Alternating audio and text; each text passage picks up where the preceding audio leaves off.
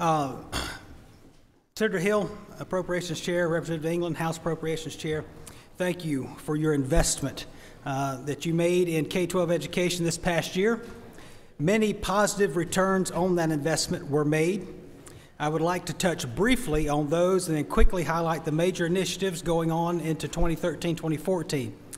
Let me be clear, we still have a long way to go before we are where we want to be, which is having 100% of our students ultimately graduate from high school, college, and career ready. After going through this information, I'm going to have Scott Austin, our CFO, walk through the budget programs, and then we'll be happy to answer any questions that you may have. All right, about 10 days ago, a little over 10 days ago, Education Week released its 2013 Quality Counts report. Georgia once again ranked 7th in the nation in the quality of educational system as measured by Education Week. For the first time ever, a state received a score of 100 in the transitions and alignment category on that report.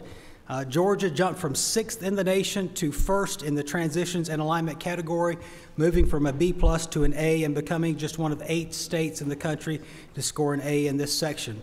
The national average in this particular area was a C+. Georgia's score comes from the state enacting the 14 policies examined by Education Week, including curriculum alignment from pre-K through college programs and the world of work to help students not meeting and programs to help students not meeting college school readiness benchmarks. Now, this is a testament to the great work of our Alliance for Agency Heads, and I just wanted to put in a plug for that real quickly. These are the folks who are a part of the Alliance for Agency Heads, the Governor's Office, Office of Student Achievement, Bright from the Start, Professional Standards Commission, Students Finance Commission, TCSG, and the University System of Georgia. All of those folks working together have helped us earn that ranking. Now, some highlights from the 2012 school year real quickly.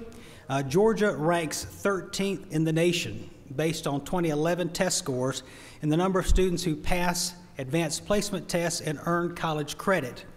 In 2012, we saw a 15% gain in pass rates on advanced placement exams. National rankings for AP for 2012 will be out in the next few weeks. Additionally, Georgia's African American students ranked 2nd in the nation in the percentage of students passing AP exams and earning college credit while still in high school. Again, that's based on 2011 data. The really exciting part is that the 2012 data saw an increase of 17% of our African American students passing AP exams. So we'll be interested to see where we fall in that national ranking as well. Success on AP tests. This is a wise investment for this legislature, and I appreciate the investment over the years. Success on AP tests can save taxpayers money and the Hope Scholarship by students earning college credit while they're in high school and therefore bypassing those courses and that tuition in college. Our SAT results this year saw a 7-point gain while the national average dropped 2 points. Again, we are not where we want to stay, but we are absolutely heading in the right direction. Let me show you this map real quick, and in a nutshell, I will tell you that if you look at all national assessments, including SAT, ACT, Advanced Placement, National Assessment of Educational Progress in 4th and 8th grade mathematics, National Assessment of Educational Progress in 4th and 8th grade reading, and the National Assessment of Educational Progress in 8th grade science. Georgia in 2012 was the only state in the nation to post increases in student achievement on each and every assessment. So again, data to show that we're headed in the right direction. Are we where we want to be? No. And you all know this slide very well, graduation rates. The cohort graduation rate in the state of Georgia is not acceptable, 67.4%. We know it's too low. But what I do want you to see is taking the graduation cohort calculation methodology back to 2010 and to 2009, using our data from those 2 years, you can see that Georgia continues to make increases in the percentage of students graduating from high school. Again, not where we want to be, but we are headed in the right direction, and that is, I want to thank you guys for your investment in education to help us get there. Now, major initiatives going forward into 2013-2014 that we're looking at the budget to continue to support. Our College and Career Ready Performance Index, which is our waiver from No Child Left Behind. Career pathways brought to us by House Bill 186, which we are fully supportive of. Soft skills assessment, again, part of House Bill 186. And multiple Race to the Top projects, which are all critical pieces of work. The teacher and leader evaluation system, Common Core Georgia Performance Standards and their implementation, common assessments, which will come 2014, 2015, which we really need to think about because those are going to be very expensive. That's not necessarily to be thinking about in this budget, but just as a heads up going forward for 14, 15. The Office of School Turnaround and turning around our lowest achieving schools, and the longitudinal data system. Speaking of, this is some really exciting work that I know all of you have been interested in over the past year or so and have asked for presentations on. This is where we are in the development of not only the longitudinal data system, but an overall instructional improvement system that teachers will access through a single login and a single password. This is color-coded. All the things in green are complete. The things that are in yellow are in development. So when you look at the information system, the longitudinal data system, digital resources, Georgia Virtual School, IEP, which is the Individualized Education Program for Special Needs Students, the Response to Intervention, Common Core state standards linked to digital resources, and the student and teacher growth models, student growth models, those are complete and ready to be used. The other pieces are still in development and are part of the continued work, as is the district parent portal, because ultimately parents will be able to log into the same system and access the same information that teachers can access, including digital content, sample units of study, and additional content based on students' needs as they are measured by the data. For example, the data is in there that a parent will know what standards that students are specifically weak on. The parent would also have access to the remedial and the additional resources that we have available to use at home if they so choose. Now, last slide for me, and I will turn it over to Scott. I would like to thank the governor that there are no additional cuts to QBE in this budget for FY 13 and 14. Equalization will be fully funded in 2014. We are grateful. Capital outlay is fully funded in 2014. There are $25 million in bonds for buses and $7 million in bonds for IT in 2014, and we are grateful. Now, the agency itself will be taking cuts, as have most other agencies, fully expected. We will continue to make our bricks, even though we have less hay to make them with. It just means that it may take us a little bit longer to build those pyramids. So at this point, I will turn it over to Scott Austin, our CFO. Thank you.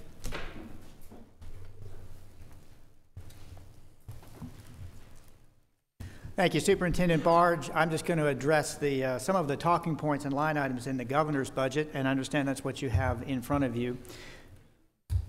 It's not my intent to go through all of the items. I understand we'll probably have 15 to 20 minutes or so, whatever the question and answer session might be. So if I don't address whatever concerns or questions you might have, Superintendent Barge and I will be available.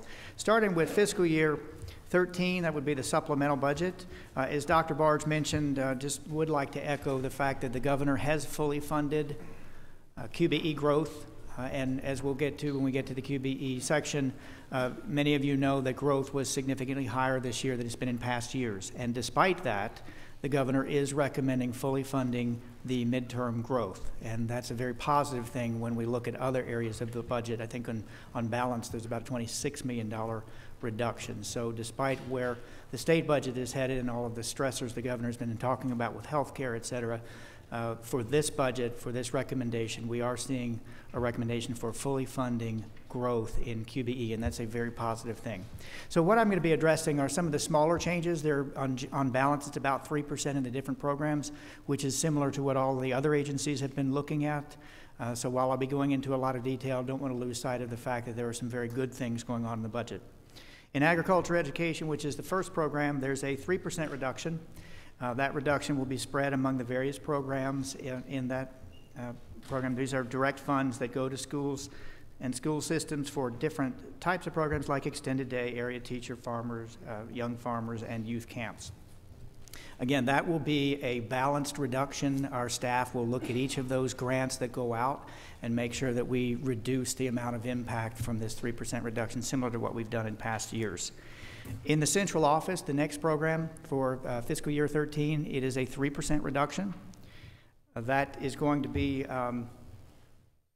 a challenge for us in some respects just because of the continued work we have in the area of Common Core and developing the index and the career pathways, et cetera. But, of course, as the agency and not QBE, we will certainly look to make sure that we take the 3% reduction in the central office as other agencies are doing. There are some specific areas of change that I'll point out that the governor is recommending. Firstly, you'll see that the governor is recommending on what I have is line item number 4 in the governor's book, and I'm not sure what page that is, but for 13 supplemental, it is the nurse coordinator reduction.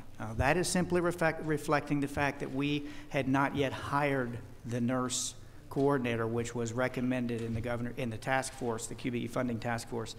And so the governor is recommending that we simply capture those funds that had not been expended for the purpose. We have hired a nurse coordinator as of January. So that will have no programmatic impact on the intent of having a nurse coordinator in the state, which we think is a very positive thing to help with the nursing activities throughout all of the LEAs. There's a specific reduction to the superintendent's leadership program. This is a program that we supported in the department through the central office for a GSSA initiative. That was to help leadership development to try and identify future local superintendents. The intent here is to have GSSA and other entities step up and be able to fund that same project with fees and other things that they earn. There is a specific reduction for what we call AAASP, the American Association of Adapted Sports Programs. This is a line item that some of you may remember has been in and out of our budget. In past years, it's been as high as $800,000. The remaining $40,000 is relatively small given the activities of what AAASP does. Programmatically, we don't see a big impact from this reduction. And then finally, in the central office, of the $888,000, which is a 3% cut to the bottom line of the central office, there is a large transfer of funds for Discovery Education. Now, the Discovery Education, many of you are familiar with the Discovery Channel, a science channel, et cetera.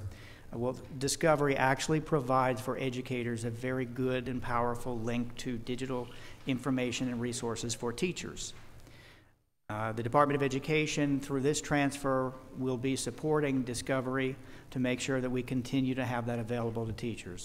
We had over 4 million hits from teachers in the last year, and this was unfortunately something that GPP was not going to be able to continue without this level of support from the Department of Education. So this is a transfer, but we think it's a very useful and effective tool for teachers, and we are appreciative of the fact that Georgia Public Television will be able to continue to provide these Discovery resources to teachers. I'll skip over some of them that are just the programs that are just at 3% in the interest of time, but again, I'll be here for questions, and Dr. Barge as well.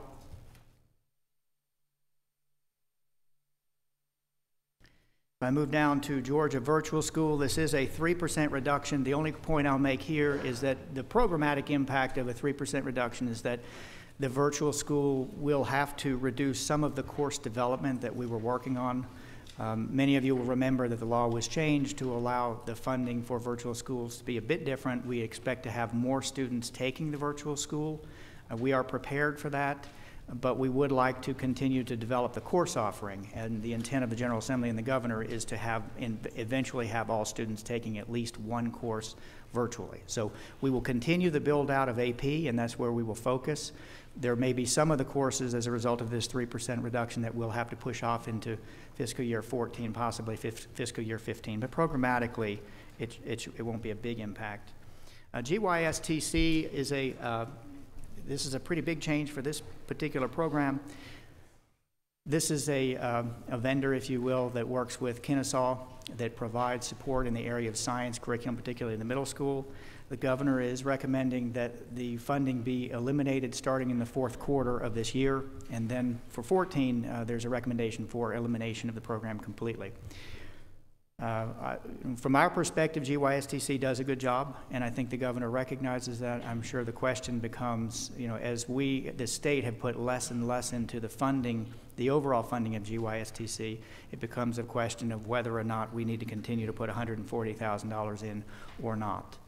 From our perspective, we think that the GYSTC will continue. And we will continue to do what we can in the department to make sure that they are available as a resource to provide curriculum, et cetera. But I, at this point, can't really talk to the programmatic impact. I think we'll have to get some more input from Kennesaw and GYSTC on that. The information technology services, you'll notice there's no reduction there. Just want to point out that that is our E-rate contract with AT&T. It's really a contract. It is what it is. So there's really no ability to reduce it or increase it. What we do is fund about 1/4 of the cost of bandwidth access for the school systems. So the reason there's no cut there is because there's no ability to cut it. If in fact the cost of the contract were ever to come in less, then we would simply have that available as surplus at the end of the year.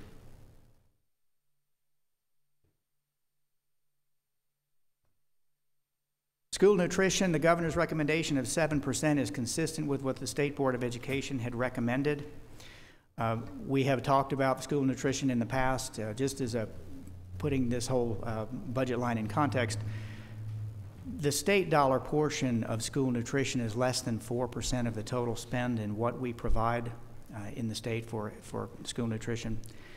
This reduction being said, so this is a 7% reduction of less than 4% impact, meaning that it will have relatively little consequence for the school nutrition programs throughout the state.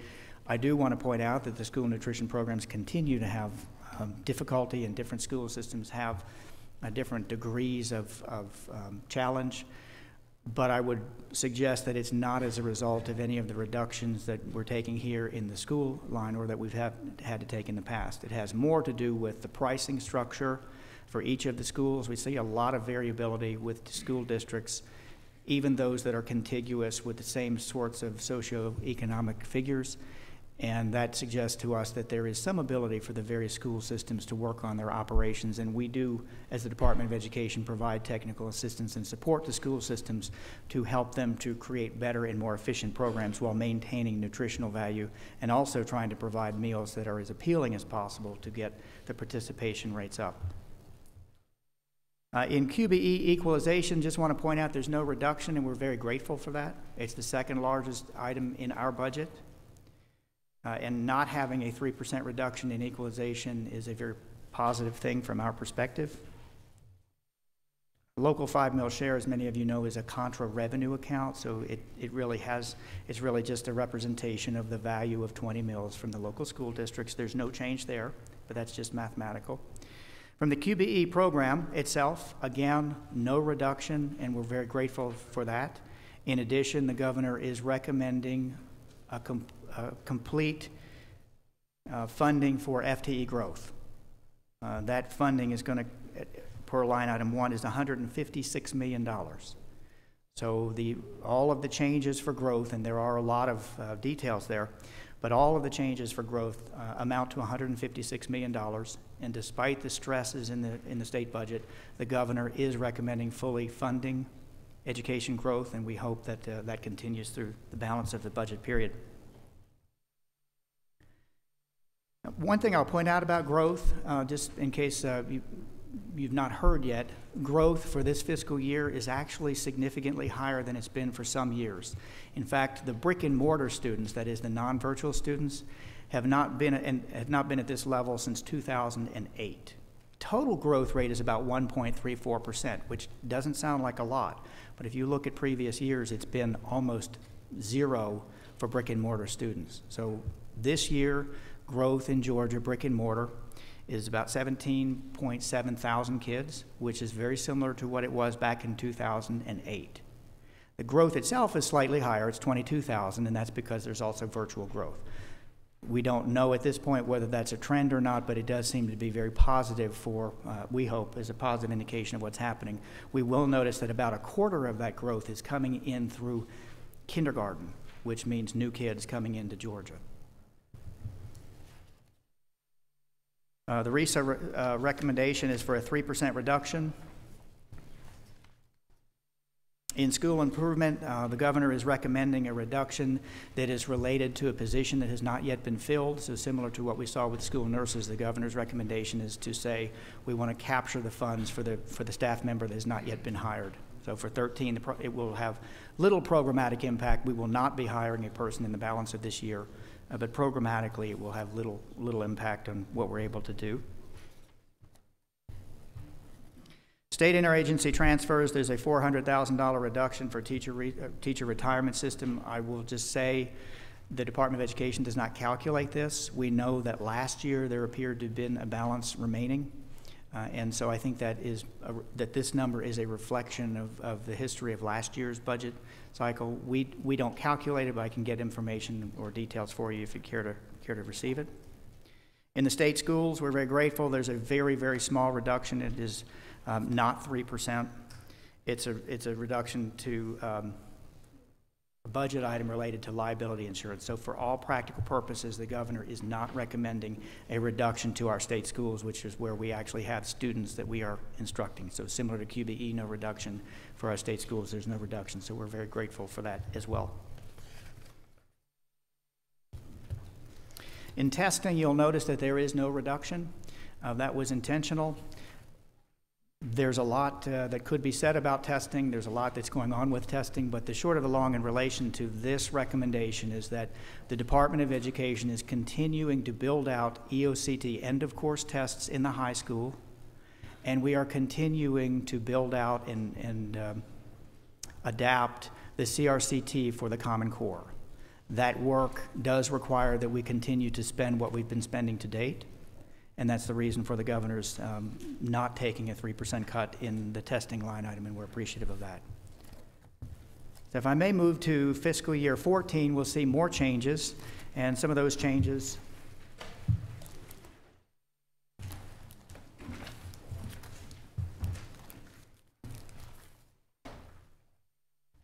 are a bit more dramatic. But again, overall, we want to start with saying that we are very appreciative of the fact that the governor is continuing to fund the growth from this year. As many of you know, that gets put into the continuing budget for next year. So the governor is recommending fully funding the FTE growth for fiscal year 14. The governor is also going to recommend an increase in equalization. So we will be fully funding equalization next year in the governor's recommendation. We'll come to that, but I didn't want that very positive, powerful point to be missed as we start talking through the details of the budget. So if I may, we'll start with agriculture education. This for 14 will be a 3% cut, and as many of you know, that's not an additional cut. It's really a continuation of the same cut that we're looking at for supplemental. And again, we'll be looking programmatically to reduce the impact of that on students. We'll look and prioritize those programs and those grants that go specifically to students or as close to the classroom as possible. I think a big structural change that we probably should spend a minute or two talking about in the governor's budget relates to the central office. Many of you have heard us talk about the central office at the Department of Education and the complication that we've always had with the central office in that it was very big and somewhat amorphous. The central office in past years has been really comprised of three distinct areas. We had IT, we had administration, which is what I think most folks think about when they think about central office, and we had programs. As an example, and each of those was about a third of the central office. And by programs, I'm referring to things like we had staff members for agriculture. Well, as you've just heard, we have an agriculture program.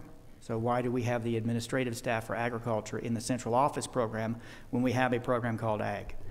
Same could be said for the charter schools. We have staff members in our central office for charter schools, and yet we have a program called charter schools. So the governor's intent with the central office budget and the changes you'll see in fiscal year 14 is, we think, very positive and is really, in some respects, a cleanup or at least a movement of items that are currently in our central office prior to these recommendations that should be, in our view, aligned with the appropriate programs. The other third that I talked about being IT, the governor is recommending to move those IT funds out into a different program, again, taking them out of the central office, and when we get to it, you'll see that the governor is recommending some additional funds for IT. That is to continue what we're doing with the longitudinal data system and continuing to work on those programs that we've put in place as a result of federal funding, and this is what Dr. Barge was referring to when he showed you the chart. And we can come back to that, but essentially it's that network and that infrastructure that's being provided for schools. The point of the governor taking those funds out of what used to be called the central office and putting them into technology services where we have E-rate is to communicate to the General Assembly and to citizens that this money is not central office-like. This money is intended to support technology which is to be used in the classroom. This money will support schools, it'll support teachers, and it is intended to be direct alignment with what's happening in the classroom in terms of instruction, as well as these supplemental activities, for example, professional development. So the governor is intending to show that this is no longer the old IT central office where we had GAORs and the accounting types of things that would be in my shop. We're now talking about the longitudinal data system. We're talking about digital resources, which we expect teachers to be using in the classroom. We're talking about professional development to be used between teachers and coaches, et cetera. So the point is, moving it out of the central office into its own program suggests that this is no longer about the state agency IT. It's now about utilizing technology in the classroom. And that's the reason for the governor's recommended change. Well, that's the backdrop. I'll walk quickly where you see a transfer of funds. For example, you'll see finance and business operations. That's a transfer of funds. In the old days, I guess we would call that a redirect. But they're actually creating a program that will be called business and finance operations. The business and finance operations will include facilities, which is capital outlay. It will include finance, which includes accounting, school accounting, where we work directly with schools to provide technical support and assistance in all that they do in their financial accounting area. It'll also include pupil transportation. So this first one is probably the most interesting because it's not a direct program. For example, you'll see later he's taken things that are specific to a program and moved those admin expenditures into that program. In the area of finance and business operations, it's a bit odd in that it is facilities as a program, it's transportation as a program, it's financial review as a program, and then we're left with some things that used to be considered central office. The governor's intent is to put this into a program where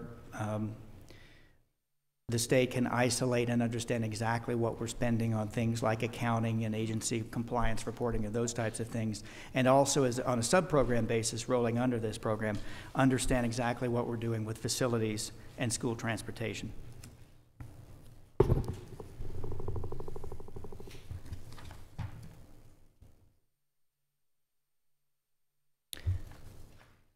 The budget line that's referred to, that will continue to be referred to as central office, will be significantly smaller in fiscal year 2014. That line item, that program will really encapsulate things like policy, legal services, the State Board of Education. That's where we do a lot of the work with waivers. That's where we'll be doing a lot of work on coordinating the activities of the overall department. That particular area is going to be reduced, and the reductions are pretty large when one considers the change in the funding for GPB and the Discovery. In fiscal year 14, the Discovery contract will go up to just under $1 million. Again, and that was the cost prior, and the purpose there will be for us to be able to continue to provide resources to these teachers in relation to science, digital types of support that we currently are providing this year. That is going to be a bit of a challenge, and we'll be working through that because we'll have to figure out and work with our state board how we will continue to have things like robust policy, the waivers that we receive, et cetera, in light of some of the reductions. But you know, as Dr. Barge has told us, we will figure out a way, and we'll continue to focus on kids in the classroom. And that's what this budget reflects, is the students in the classroom. So that's what we'll be working on as well. In charter schools, I'll point it out, and then I won't point it out every single time, but here's an opportunity for us to see where we used to have administrative staff in the central office. There's a line item referred to as transfer funds for program administration staff from the central office program to the charter schools. You'll see that type of language throughout the budgets, throughout this budget. Here is an example where the governor is recommending that we move $347,000 out of what was referred to as the old central office and move it under the program called charter schools. So we're moving $347,000 of charter school administration into the program called Charter Schools.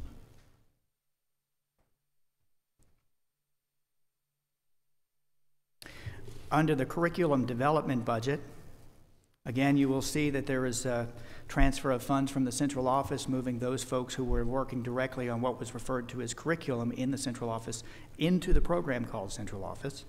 In addition, I'd like to point out that there's a transfer of funds out of the Department of Education's budget over to the Board of Regents for Galileo. Galileo is a system that is used by teachers and students to access databases mostly around math and science. The Department of the Regents actually manages a larger activity around Galileo. We were contributing a portion of it, and the governor's recommending that we take the portion out of the DOE budget and put it with Regents so that they can manage the whole project holistically.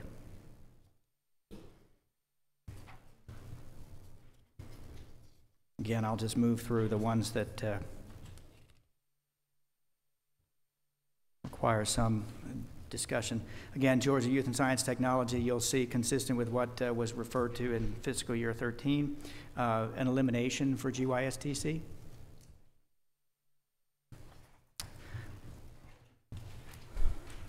The Information Technology Services, this is the line item this is the program that actually existed in our budget in fiscal year 13 supplemental. I referred to the fact that that was the E-rate contract, and that's really all that we had in that program. In fiscal year 14, the governor is recommending that we take those IT service activities that were in the central office and we put them into the program that had already existed, referred to as Information Technology Services. It's the governor's intent to show that we should have an Information Technology Services program that is aligned to the needs of students in the classroom, that is useful in supporting teachers in professional development. It's also a continuation of commitments we've made for the longitudinal data system. Again, you will see the transfer of funds in that regard. The $10.2 million is a transfer of what had been in the central office, and I'm referring to the state funds. There are some federal as well. You'll also see some enhancements there. Those enhancements are specific. Some of you may remember when we were talking about the longitudinal data system, and we were requesting some enhancements to continue the longitudinal data system. That's what you're seeing in line item 3, 4, and 5. The increase of funds for 4 positions on the longitudinal data system, the increase in funds for training and operations and data collections, and the increase in funds for 3 positions in data collections. All of that is part and parcel of the governor's intent to continue to support the longitudinal data system.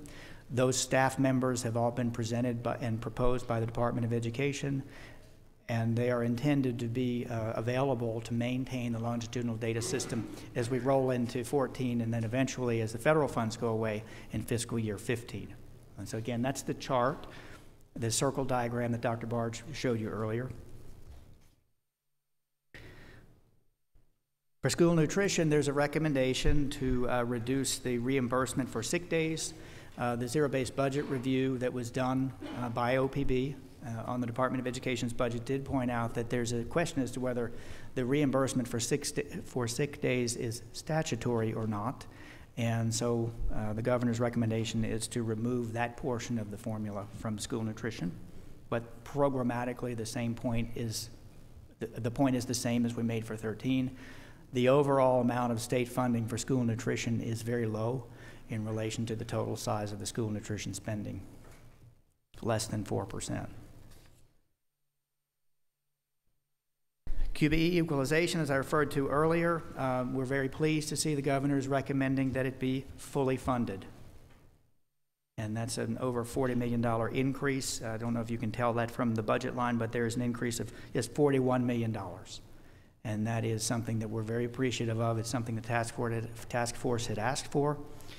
Of course, equalization goes to the school systems that are the least able to support themselves in times when the tax digests have fallen as they have recently.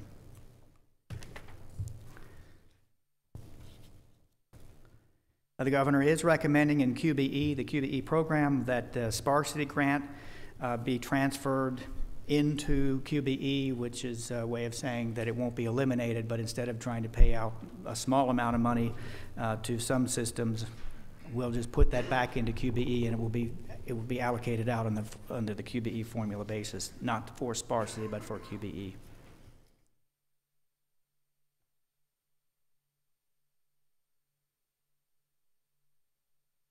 Non-QBE programs, the only point that's really not a monetary point, there is a rename of the residential treatment facilities.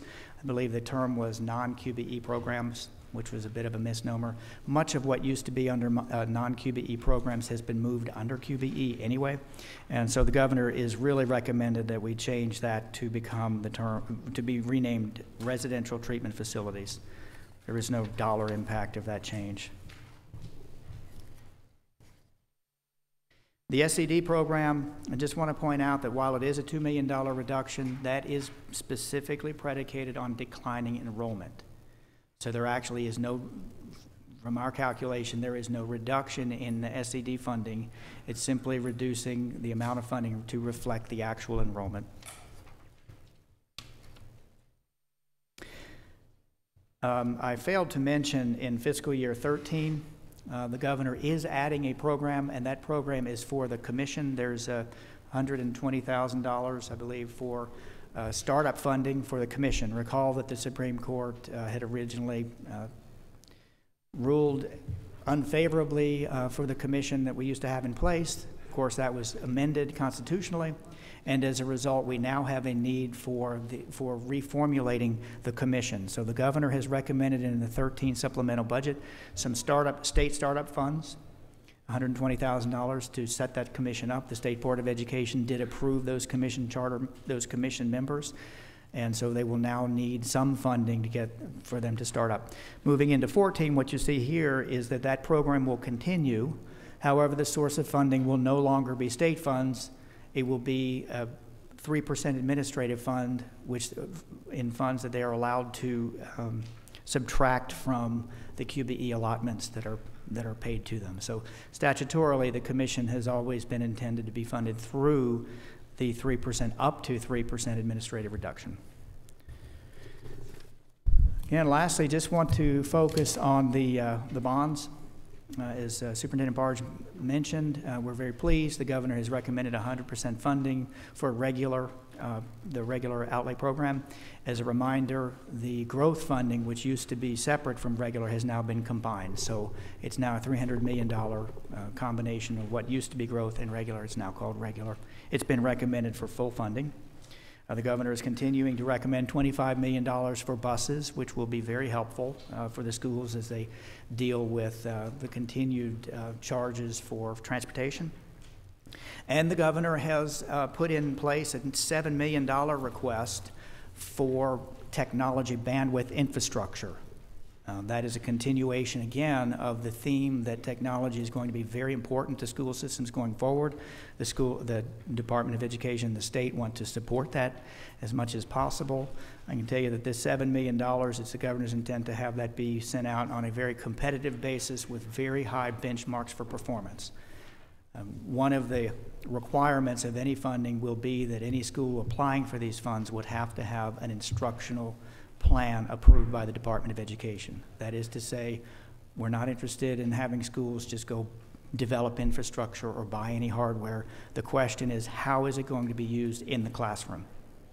But those details are still being worked on with the governor at this point. So subject to your questions, Mr. Chairman. Got a few. Representative Chairman Jay Roberts. Thank you, Mr. Chairman. One quick, earlier when y'all showed the copy of the school district access to integrated system chart, that would be good, I think, if we could all see that, and if you could get us a copy of it as well to see where we're at and what we've done and where we're headed. The next question I have, Mr. Chairman, if I could, is we're transferring over $25 million. I'm using this for an example underneath Ag Ed and Finance Administration, charter schools and all there. So we're transferring $25 million, so that's really not a cut. We're transferring it, right? Those funds are just being transferred. Well, no, actually, sir, there are reductions to those transfers, and in this environment, there's not a lot of time to go into it, but there are actually reductions to the amounts prior to them being transferred. So, And the amounts differ, so it's not an across the board. So, for example, the CTAE line I know was reduced probably about 15% prior to it being redistributed. so is the $229,000 cut and extended day, extended year for area teachers and all that included in that 25 million where that cut's taken there? No, sir, that would be duplicative. So what the governor did in terms of the recommendation for the ag program, for example, is look at the reduction to that program as it had been. So if you're talking ag or CTAE, there are grants that go out directly to school systems, and they're taking a 3% cut. Then there is a recommendation to transfer funds out of the program that was referred to as central office. And prior to those funds being transferred over, there are reductions that are being taken, and it's not a consistent dollar amount. It's different for different areas of movement. So the point is, the core program, what was in existence prior, has been reduced, in many cases at 3%. And then the monies that are being transferred from what had been referred to as central office into that program has also been slightly reduced, or been reduced, in some cases large reduction, in some cases a small reduction. So it's almost safe to say there was over a 3% cut to that area. If you look at administration and...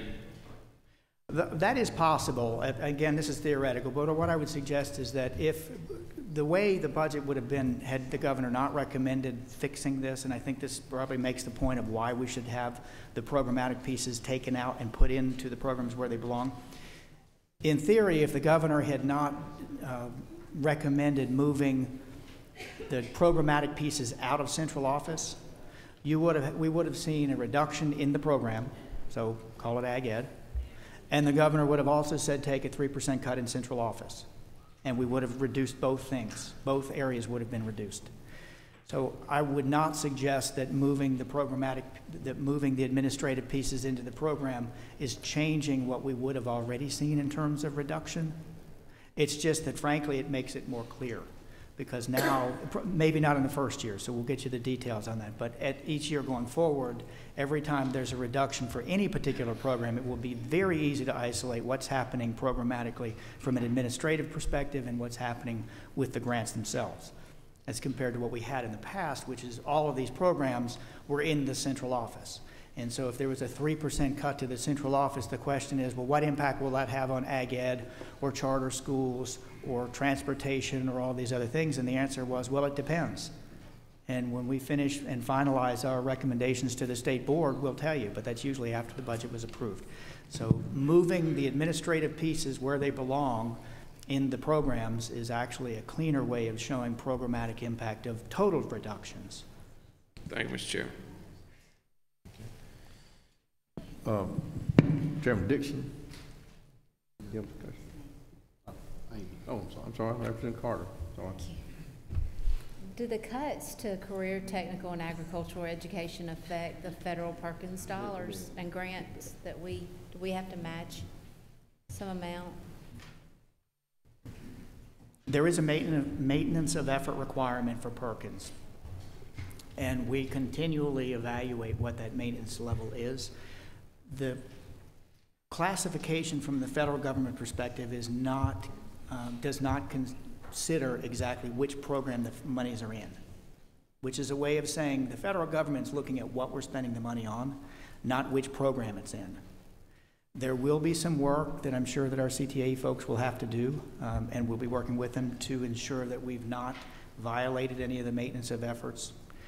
But again, we'll have to look at the total reduction to ensure that we have not reduced the maintenance of effort below that threshold, which would have impact for Perkins. Okay, Representative Smith. Thank you. I'm over here to your left, right here. First of all, I'm relieved to see, because I've heard from so many of my constituents that we must keep Governor's Honor Program and we must keep the communities in school. So I'm glad that's funding. My biggest concern from constituents is the removal of GYSTC funding. And for those who don't know about that, it's Georgia Youth Science and Technology Centers, and that was a our first program that addressed in our state the serious need for science and technology. And I'm glad that you are looking for another alternative, but if I can just say, it was your original STEM program, so maybe there's a way to morph it into a STEM funding program. It's invaluable to a lot of our schools, your teachers as well. They just don't know how to approach teaching of science and technology, and this GYSTC program actually trains them. Yes, Thank ma'am. you. Senator C. Thank you, Mr. Chairman. Can you tell me, and thank you for the presentation, that was a great overview, what is the exact amount of startup funds necessary to establish and operate the charter school committee? Again, I apologize, I didn't mention it when we talked about fiscal year 13. The answer to that is that it will depend on how many commissioned charter schools we ultimately end up with. The governor's recommendation in fiscal year 13 is for, was it 120? Was it $130,000? And that, of course, is not a reflection, that's not a suggestion that that's the total cost in the year. That's more of a reflection of the fact that we'll be putting that in place partway through the year. They will need a director, obviously. They will need some staff. If we look back at the original commission, which had about the same number of schools as we'll anticipate going forward, their budget was about $400,000-ish. And again, it depends on the level of the number of schools and how much work those schools require. The administrative cost, though, will be dependent on whatever the commission, and of course they'll have their own board, whatever that commission determines. They have available to them statutorily up to 3% of the QBE funds that go to those respective schools. They did not use the 3%. It's the governor's intent that they would not fully utilize the 3% going forward. But again, it will depend on how many schools you have, because if you're taking 3% of the, what base are you taking the 3% against? That's part of it. So if you have a very small number of schools, you might have to take 3%. If you have a large number of schools, you might get away with 1.5%. Follow up, Mr. Chairman. Okay, quickly, please. All right. Will the commission have paid staff? I believe they will, yes. They did in the past. Again, they will have their own board, and the governor is recommending startup funding, and I'm sure that at least one staff member that they will be paying would be their director, or whatever that person's going to be called, probably their director. And how much is currently allocated for that? It hasn't been allocated yet, ma'am. The startup funds are $130,000, but that's not for the salary. That's for whatever that the commission determines is appropriate. Again, the state board approved commission members in January. They will meet. They will confer with the governor's office, and I'm sure with the State Board of Education, to determine what they think an appropriate salary would be. Representative Oliver. Thank you. On page 216 of this 213 book, and there's about 9 different categories of bonds that are being repealed for education, construction, outlay, low wealth. Does the bonding authority, Ms. Ridley, make those decisions to repeal those bonds for construction, or do you make that decision? I'm confused about what is repealed and what is new bonds issued. The Department of Education does track the project, so as you can imagine, what you'll see for 14 is a request. I said it was 100% funded. Well, that's for the number of projects that have been requested. It takes about 2 to 3 years before those projects actually get actually underway. So these projects that are being repealed... The projects that are being repealed are, I'm sure, a combination. I can tell you first and foremost, the department does track bonds, or does track projects that don't actually come to fruition. Oftentimes what we'll do is we will work with the Office of Planning and Budget to do what's called a bond redirect. That's what we've done in past years. GSFIC, however, manages all of the liquidity and bonding and does all the yield curve analysis and all of that. So, is this an unusual list, a more extensive list of repealed bonds for school construction? It seems like a big list to me, and I'm confused. I will get you more detail on that. I can tell you that most of the projects are those projects which we have recommended for repeal. The primary reason is that the SPLOST funds have not materialized. SPLOST, in addition to tax digests declining significantly, for many of our school districts, SPLOST funds have fallen as well. And the SPLOST funds are the primary source of payments. So when school systems put together a 5-year plan and they put together their request for funds, oftentimes it's based on their projection of what SPLOST revenue will be, and they oftentimes have a cushion of, say, up to 80%. And if the SPLOST revenue does not come in at usually about 80% of what they project, they make a determination not to go forward with the project. And we oftentimes will support that because we don't want the school systems to get themselves into the situation where they start a construction project and are not able to fund it with SPLOST, which means they have to start transferring monies out of their general fund. So the change is most likely the result of what's happening with the economy in relation to SPLOST reduction, but we will get detailed information for you. Representative Morgan. Thank you, Mr. Chairman. 2 quick questions. One is regarding Race to the Top, and if you could give us a budget forecast, if you will, about how you will continue in the department the teacher and leader evaluation work, Common Core, as well as the turnaround work. And then the second question is regarding communities and schools. The $28,000 reduction, could you tell me what percentage of that is their overall budget that they receive from the state? Is that 3%? Right? Yes, ma'am. Let me start with the easy one. Communities and schools, that's a 3% reduction. So again, that's a fairly neutral budget number because that's the expectation is that pretty much everybody takes 3% unless there's a good reason why it should be more or less.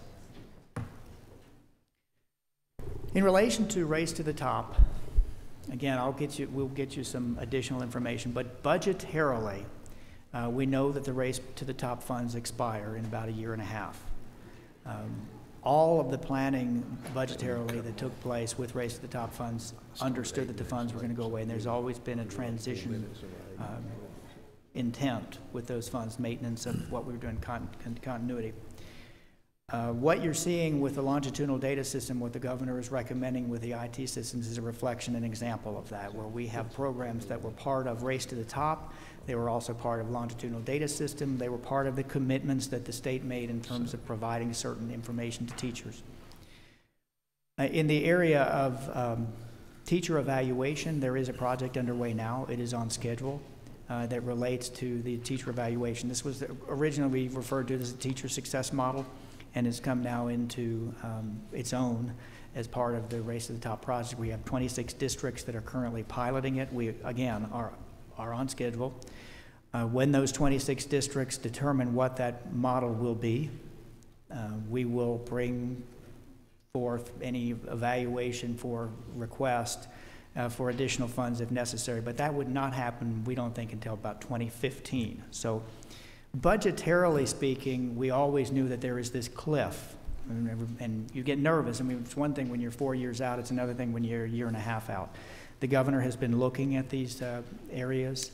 The first concern we had was the longitudinal data system, and that really has to do with the fact that the IT projects, some of them were a bit older, so it started even before Race to the Top, and the fact that we wanted to have some overlap with staff members who would be a little less expensive than the original programmers, so that these state employees or long-term contractors, whatever we end up with, will understand the model and how that was developed.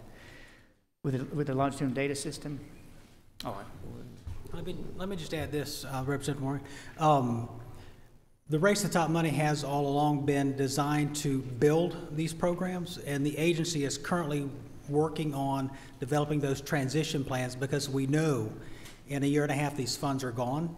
So our goal right now is to build the system and have it developed so that we can maintain it from that point forward. The issue that we will have moving forward is when Race to the Top money is gone, our agency, the state agency, immediately loses somewhere between 45 and 50 employees when that money is gone. And so when I reference the fact that we'll continue to make bricks, it may just take us longer to build the pyramids. It may take us a little bit longer to have all the training for every district in the state for us to get where we need to be, but that is certainly on our radar screen as far as transitioning. Ladies and gentlemen, we're running a little bit over. I started 8 minutes late, so we're going to cut it off at 3 questions. I have 3 left. I just saw another light come on, but I'd already made that decision. So if I miss you and you had your light on, then maybe you can catch them as they leave the building, but I have 3 more questions here. I want to try to quickly handle those because I try to respect everybody else's time as well. Representative Houston, you have a question? Thank you, Mr. Chairman. My question is in regard to children in the residential treatment facilities.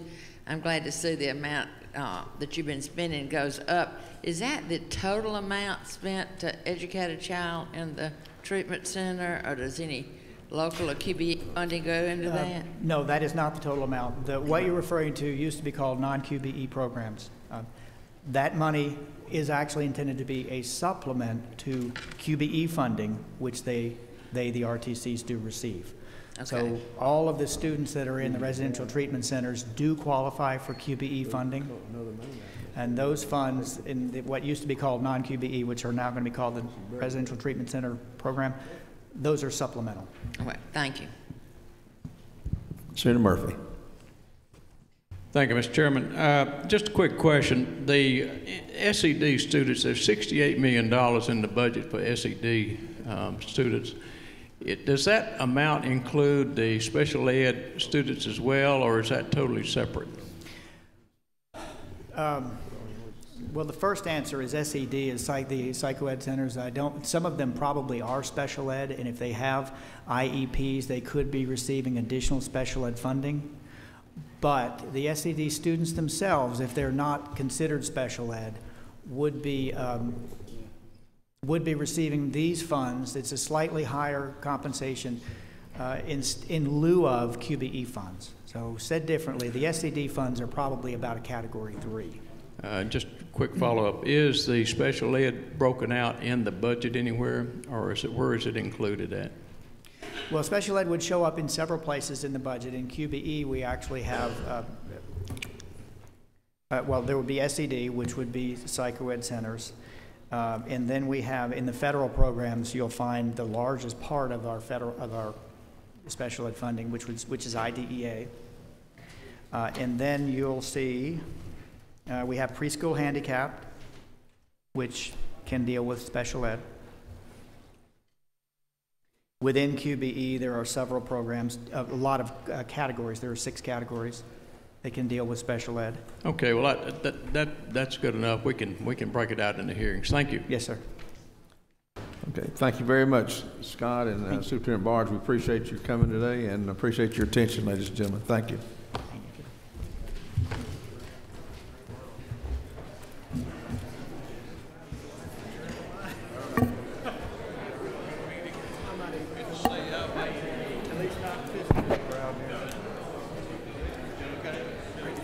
This match, do you know if that's ours or not? I got some water. Take a bathroom break for me.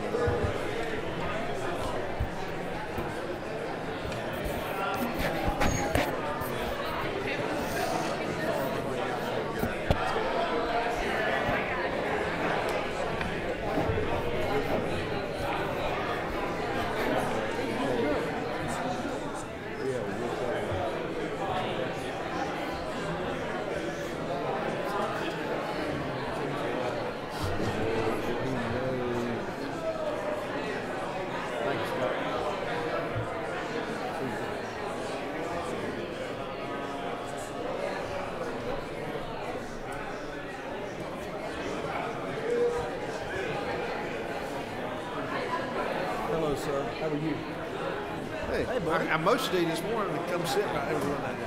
I had to go. I know you didn't meet with Larry. Well, the governor was speaking, and I figured, everything all right? It's good. How are you doing? Good. Larry and I mapped it out through day 31, I think. Oh, yeah?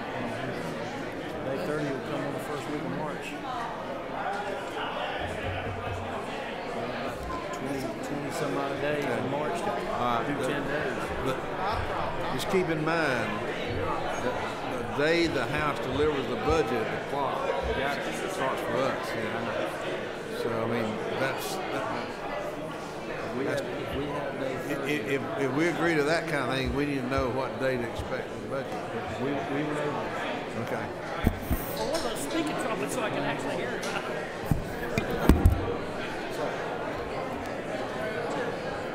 Yes, sir.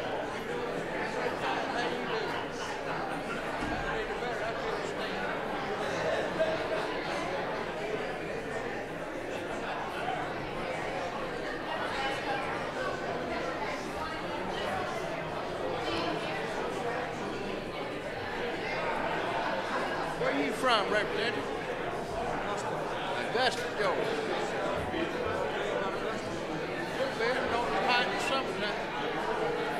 I came through there 15 minutes after midnight one night, and it was 103 degrees.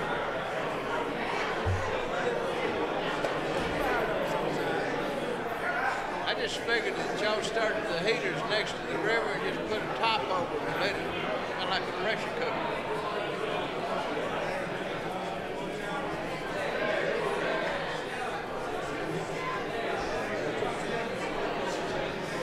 I think if I was going to be around there, I'd want to be up on the hill over the river rather than down by the river. What? Oh, I know they got some nice ones down there. Golly, it's hot. Man, have to get a full-time fan.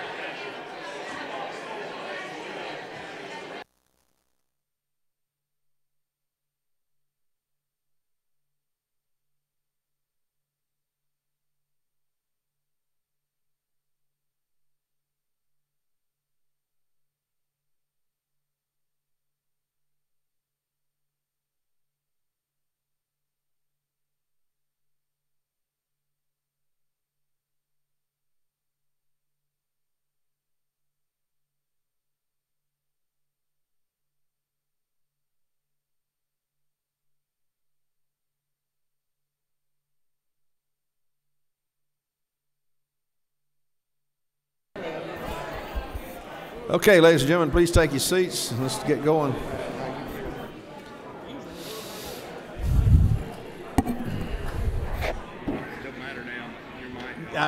We figured that out later. We got them all. The good news is there's nothing your son is I know. couldn't have heard. We were just talking about, I was bragging on the house last year and what I was doing.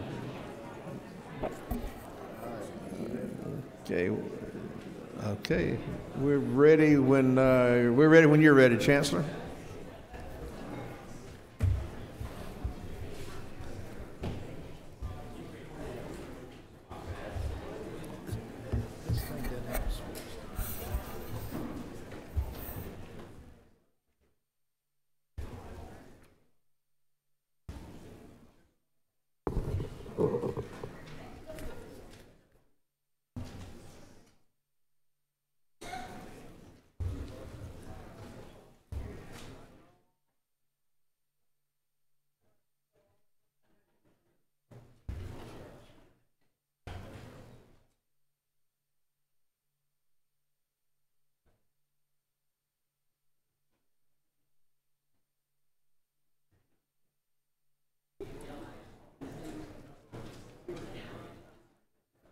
Chancellor, we're glad to see you.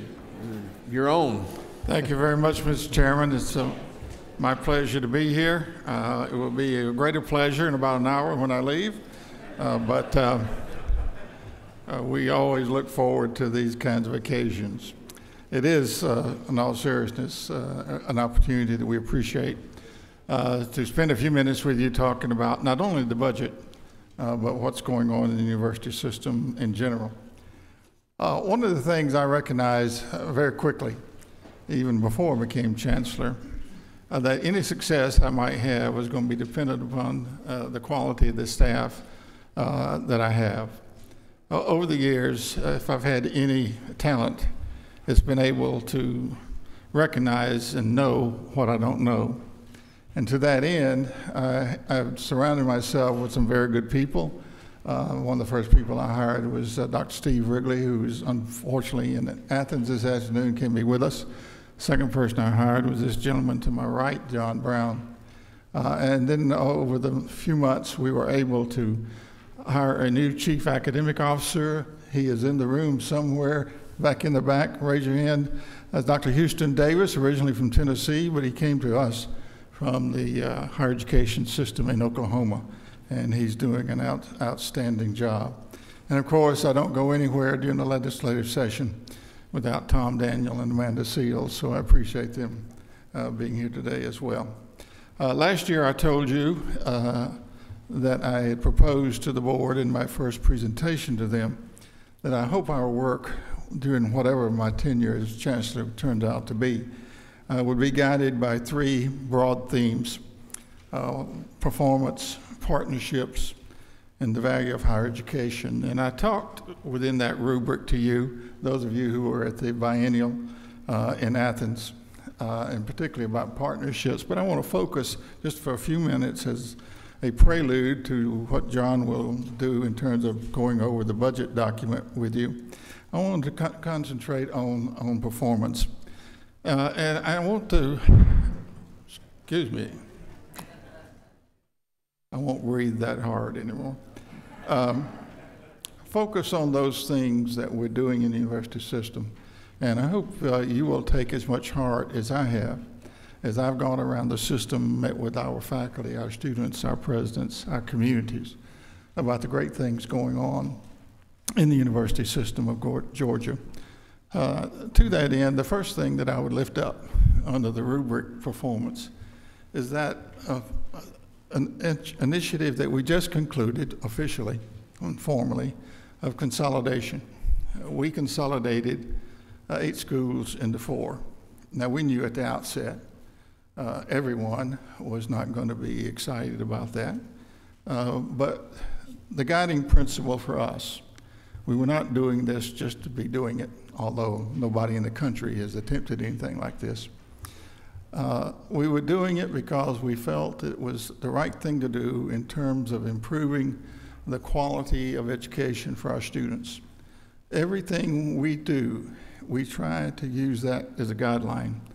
How does this affect students? How does it help students? And to that end, we've been very, very pleased with where we are. There are still a couple of wrinkles here and there that we have to iron out, but we recognize that going into it. So that was the first thing. We did not go into it to just save money to the bottom line. What we intended to do, and thus far that has proven to be the case, it was to save money on the administrative side, to reinvest on the academic side. There are great things going on at every institution in our system, from the smallest to the largest. And I very quickly just want to lift up 2 or 3 of these as indications of so many more things that are happening in your university system. Despite the economic turndown and the pressures of the last 4, 5, 6 years, as you know, Georgia Tech and the University of Georgia remain in the top 25 of public universities in the United States. An interesting ranking came out several weeks ago by a magazine called Smart Money, and using the business measure of return on investment, and in this case defined as tuition costs compared with starting salaries. Georgia Tech was ranked number 1, and the University of Georgia is ranked number 4. I think that sends the message and validates the message that students can get a quality education, a world-class education in the university system of Georgia at a moderate cost. More recently, the American Council of Trustees and Alumni, which is a nonprofit higher education policy group, they rated over 1,000 institutions in the United States in terms of the quality of its curriculum. Only 24 schools got an A. The University System of Georgia had 2 of those 21, University of Georgia and Kennesaw State University. But even more impressive to me, at least, is that the authors of that study went on to say, to give a blanket accolade to the university system for all of its institutions for the quality of our core curriculum, that they say that it helps all students not only to be prepared for a career, but also to be prepared for citizenship. And so we're very, very proud of that. You see our system efforts manifested in the quality of our students and in what they achieve. Just the last board meeting about 10 days ago, we introduced to the board this year's 2 Rhodes Scholars in the university system. The Rhodes Scholarship is probably one of the pinnacles of academic achievement that anyone can achieve and aspire to. There are only 32 given in the country each year. And 2 of those this year from the university system.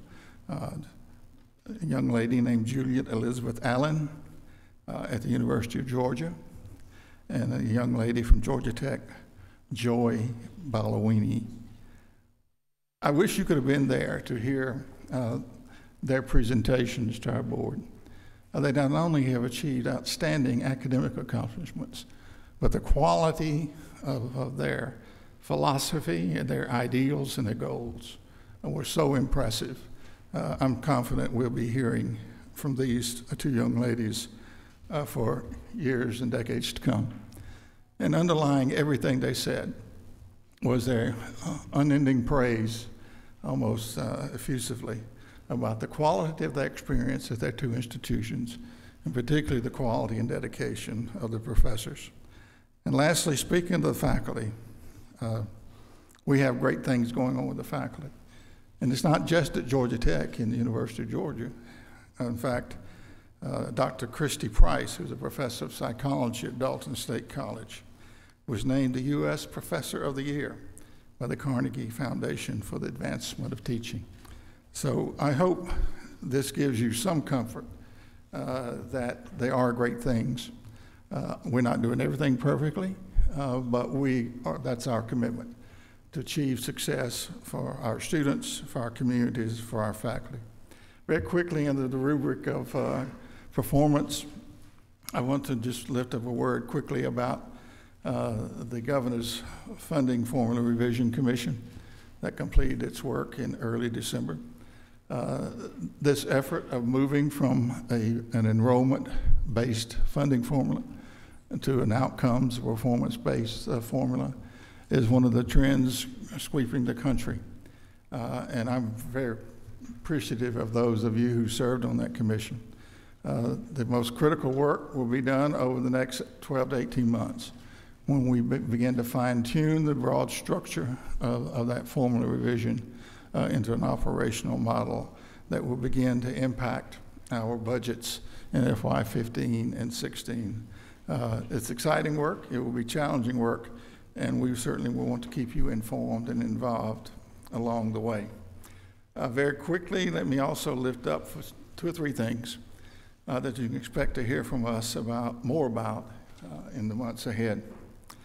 We're committed to ramp up our efforts in the broad area of economic development.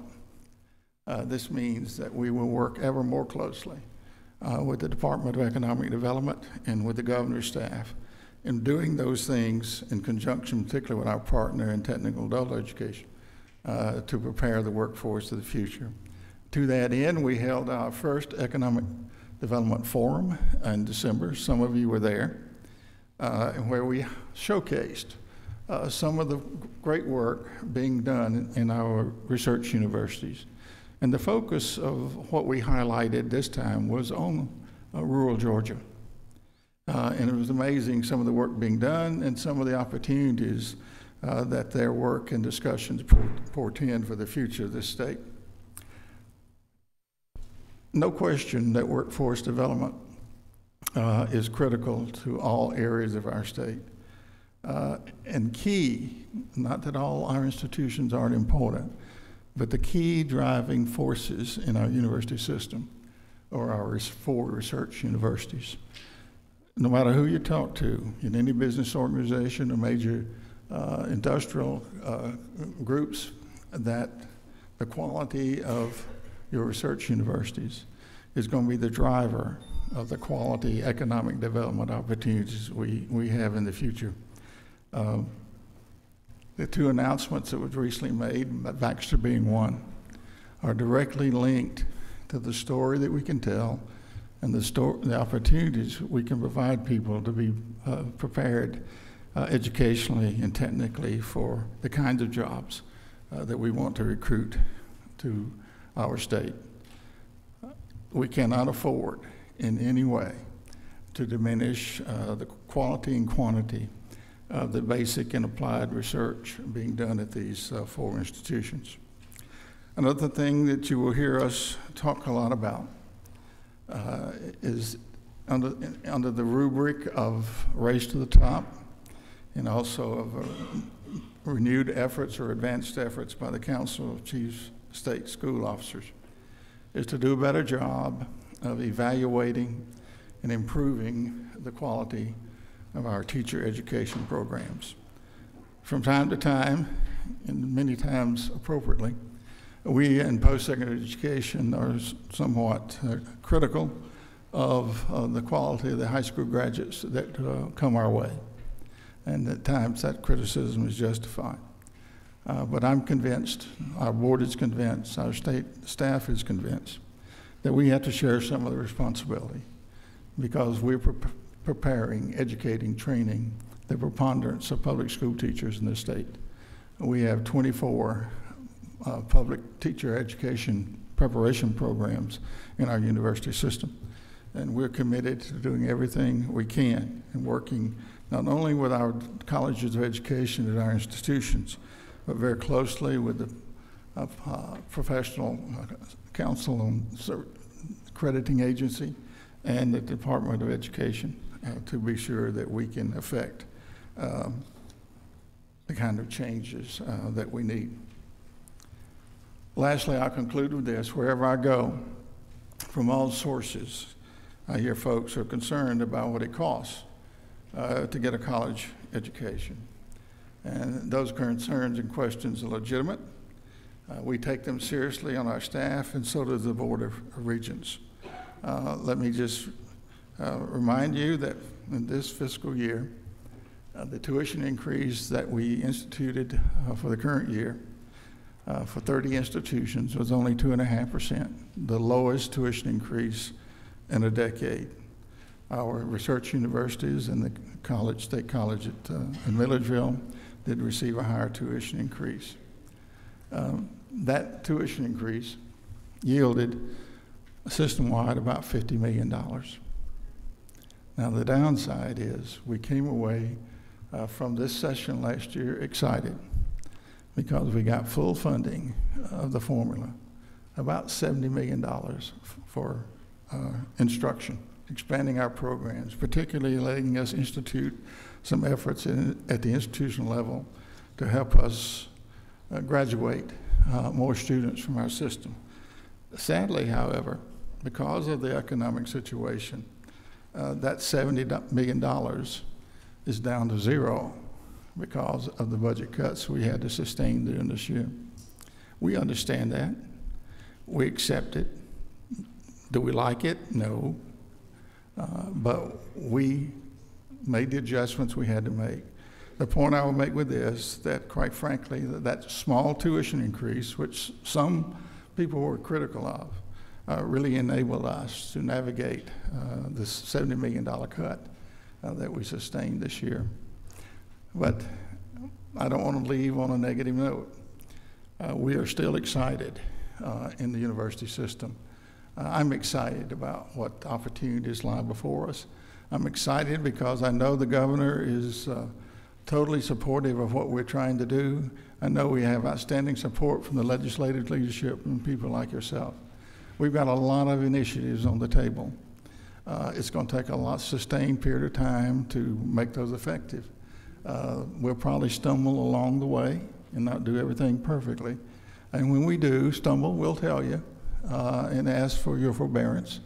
But we're committed to doing what we're charged to do, is to do everything we can to produce a more highly educated Georgia citizenry, because that's critical to the future of all of us, not just those in this room, but to our children and grandchildren in decades to come.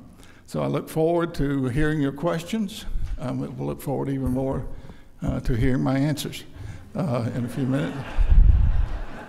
But Mr. Chairman, with your, it's okay with you, I will ask John Brown to step forward and go over through his budget presentation.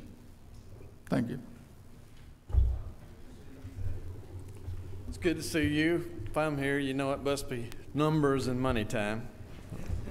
My boss, the chancellor, is a pretty modest person, and I'm so close to retirement I don't have to do this, but I would like to point out a few things that he's done that he really didn't highlight for the last few minutes, this slide about the first 18 months has been up there, and you can't imagine how much has gone into that at the, with the leadership of Chancellor Huckabee. A couple of things he did not touch on. Not many days go by that we talk about the money or the budget part that we're not talking about student affordability. This may come as some shock, but the university system hasn't always been the most popular agency over here, and we're trying to do more to improve that. Well, in everything we talk about student affordability, it is true that we are a low tuition state, but as Chancellor Huckabee has said in a number of his speeches, if a student doesn't have the money to pay, does it really matter that you're a low tuition state? So we're trying to be more mindful. I think you heard from the Chancellor that our tuition increase this last year was lower than it has been, and I think you'll probably see more of that going forward.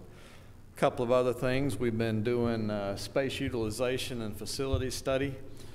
In a year, probably next year, if not the following year, we'll come back to you. We've done a good job of cleaning out, with your help, the backlog and capital outlay needs. Right now, to formulate a new capital list, we're trying to make sure that when we come back to you at some point, that we ask you to build those facilities, classroom, science labs, where they're most needed, rather than just everybody wanting one. So we're in the midst of that study. We hope that that'll be concluding pretty soon. Cooperation with other agencies. I think it would be true to say that we work better with the Department of Technical and Technical College System of Georgia better now than in days gone by. We have articulation agreements, and it's not just true of that agency, but also of other agencies, the Department of Education. And then trying to make sure that we're planning for the new norm. We've had reductions in a couple of slides. I'll show you some data about budget reductions, but it's not in an attempt to complain or to whine. It is what it is, but it creates a new normal for us where we have to go forward with the resources that we're given. We have had a lot of discussion about what the future of online education means and how classroom or education delivery will differ. And these are all things that the Chancellor has us talking about and working together internally, trying to figure out the solutions going forward. As far as the numbers, the first slide, just to give you an idea of the university system enrollment, for one of only 3 times in the last 35 plus years, the university system in the fall of 12 experienced an enrollment decline of about 1.2%. Now, to give you an idea, when I speak to you about the formula in a couple minutes, the 318,000 that was the fall of 11, that comprises the formula funding that we'll be asking for and is a positive in this budget. 1 year from now will probably be the last time that we use an enrollment-driven formula. It will give way in the future to an outcomes-based formula, and that'll be after discussion with all of the budget offices. But in the current formula, we'll be seeking about $60 million of new funding next year. One could expect that that number will be negative based on this 314,000. It just depends on how it works out in terms of the credit hour mix. Now, I mentioned we've only had 3 downturns in about the last 35 plus years. One of those was attributed to semester conversion.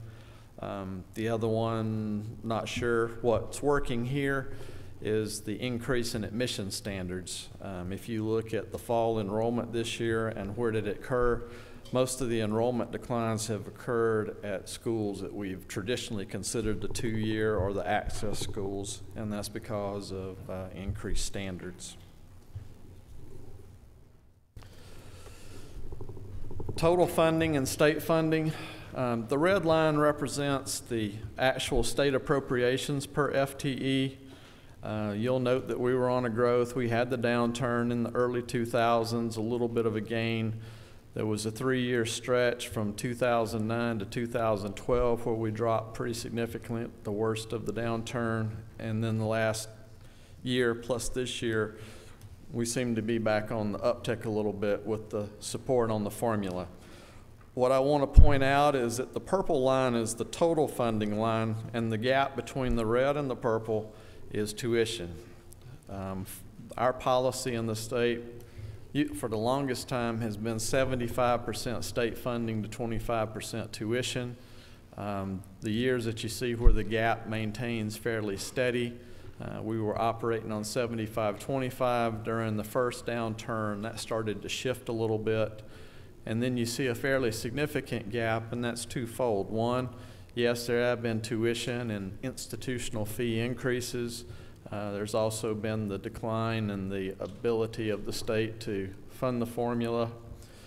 What we're committed to is trying to make sure that gap doesn't get any larger between controlling tuition increases and hopefully your support with the formula.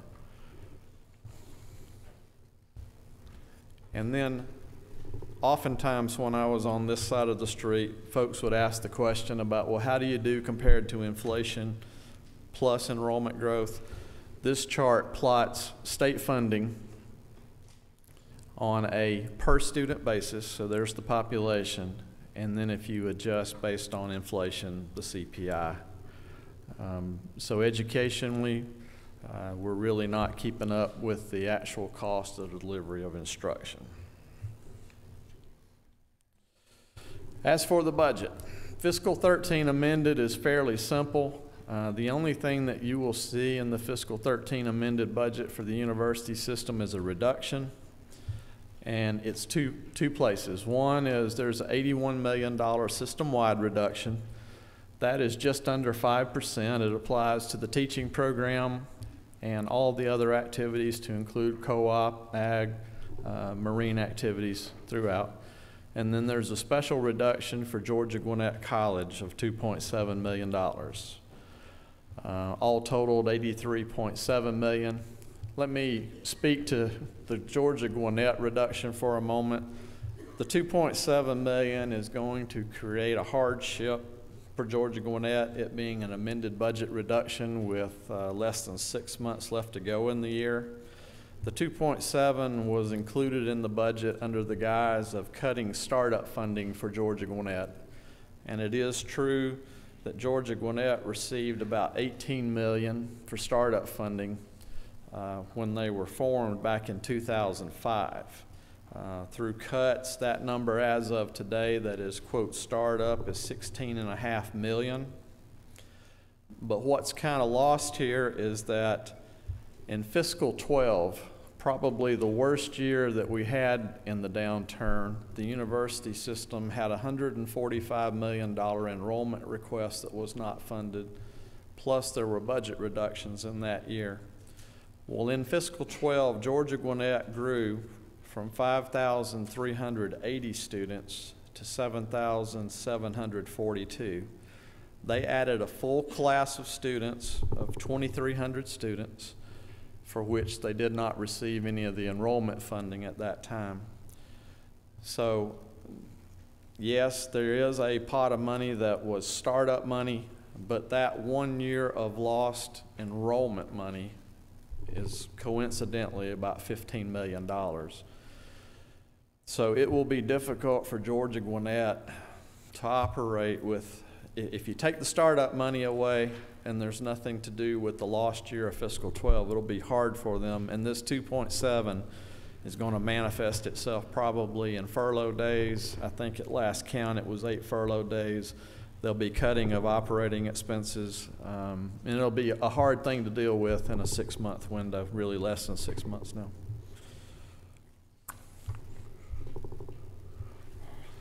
As far as budget reductions in general, I went over the amended, the $83.7 million. In the fiscal 14 budget, we're back to the governor's instructions of 3%. 3% for the system is $54 million.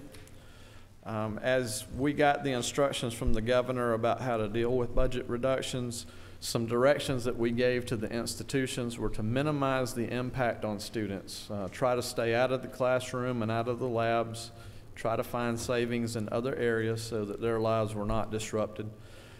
We wanted schools to rethink their priorities, and under Chancellor Huckabee, that's an everyday thing. If there's new money, for example, that comes the university system way, he's still going to ask them to put it into priorities.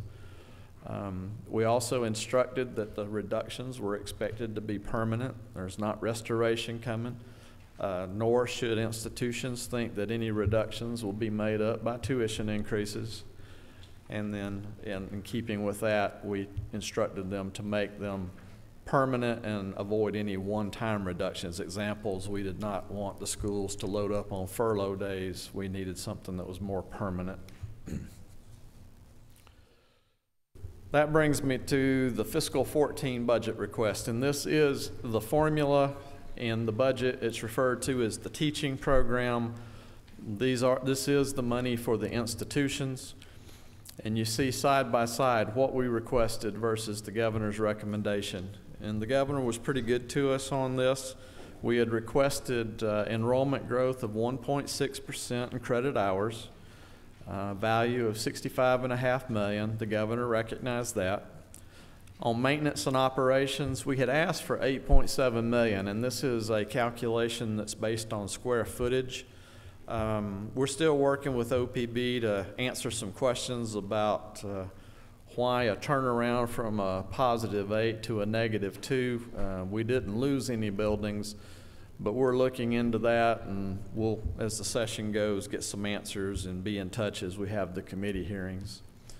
For health insurance, we do have a self-insured plan. We've taken steps that mirrors those of SHBP to make sure that our plan is not more lucrative or that we're doing the same cost-cutting measures that SHBP.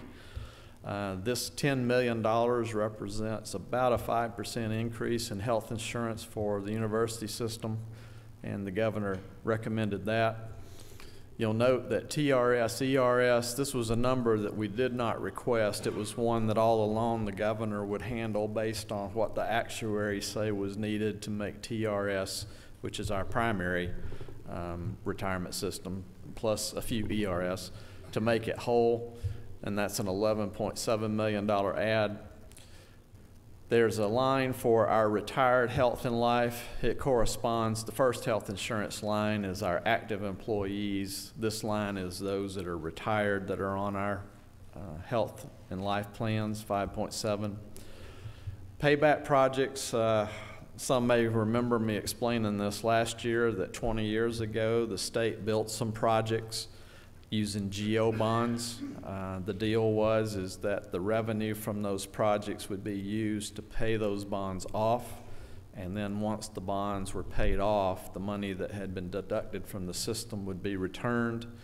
That's the $5.9 million, and the projects that are behind that 5.9 are the Georgia Tech Olympic dorms, as well as the Ramsey Center at UGA. So that was 20 years ago. The remaining 14 formula, I mentioned the 2.7 reduction to Gwinnett in the amended budget. That's carried out to $5 million in the 14 budget. It too will continue to have some effect there. At least whatever happens in 14, there is some time to prepare for it.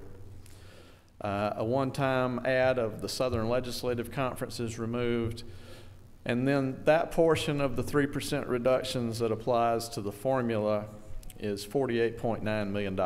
So the net formula gain is $42 million. And we're most appreciative that given the last few years that's a positive number. What I will point out is that of the $42 million, 10 million of it is in health, 11 million of it's in retirement, and then another 5 for retirees. So it's not all free money. A lot of it is programmed into just keeping up with certain personnel costs. Other items, these are the items of which I'm talking: the Cooperative Extension Service, the Ag Experiment Stations, the marine activities, Georgia Tech Research Institutes, those that have been around a long time refer to them as the B units. This is all of the requests for those items rolled up. By and large, under the instructions, we could only ask for things that were growth related, the health insurance, and then the retirement money. The governor did fund those items. And then the Georgia Public Libraries are one of the programs in the university system. The $138,000 is based on a population formula that provides a certain amount of funding to libraries. The governor fully funded that request. There's an item here for graduate medical education, and if you'll indulge me, I'll come back to it because I have a slide right after this one on how that money's been used and how it will be used. The governor added $5 million for cancer research at Georgia Regents University. You may recall last year he put $5 million into the budget, and then this 5 takes it to 10 total. The $10 million is to try to get Georgia Regents University and that is still the medical college higher on the research chain. We're one of the lower tier research entities.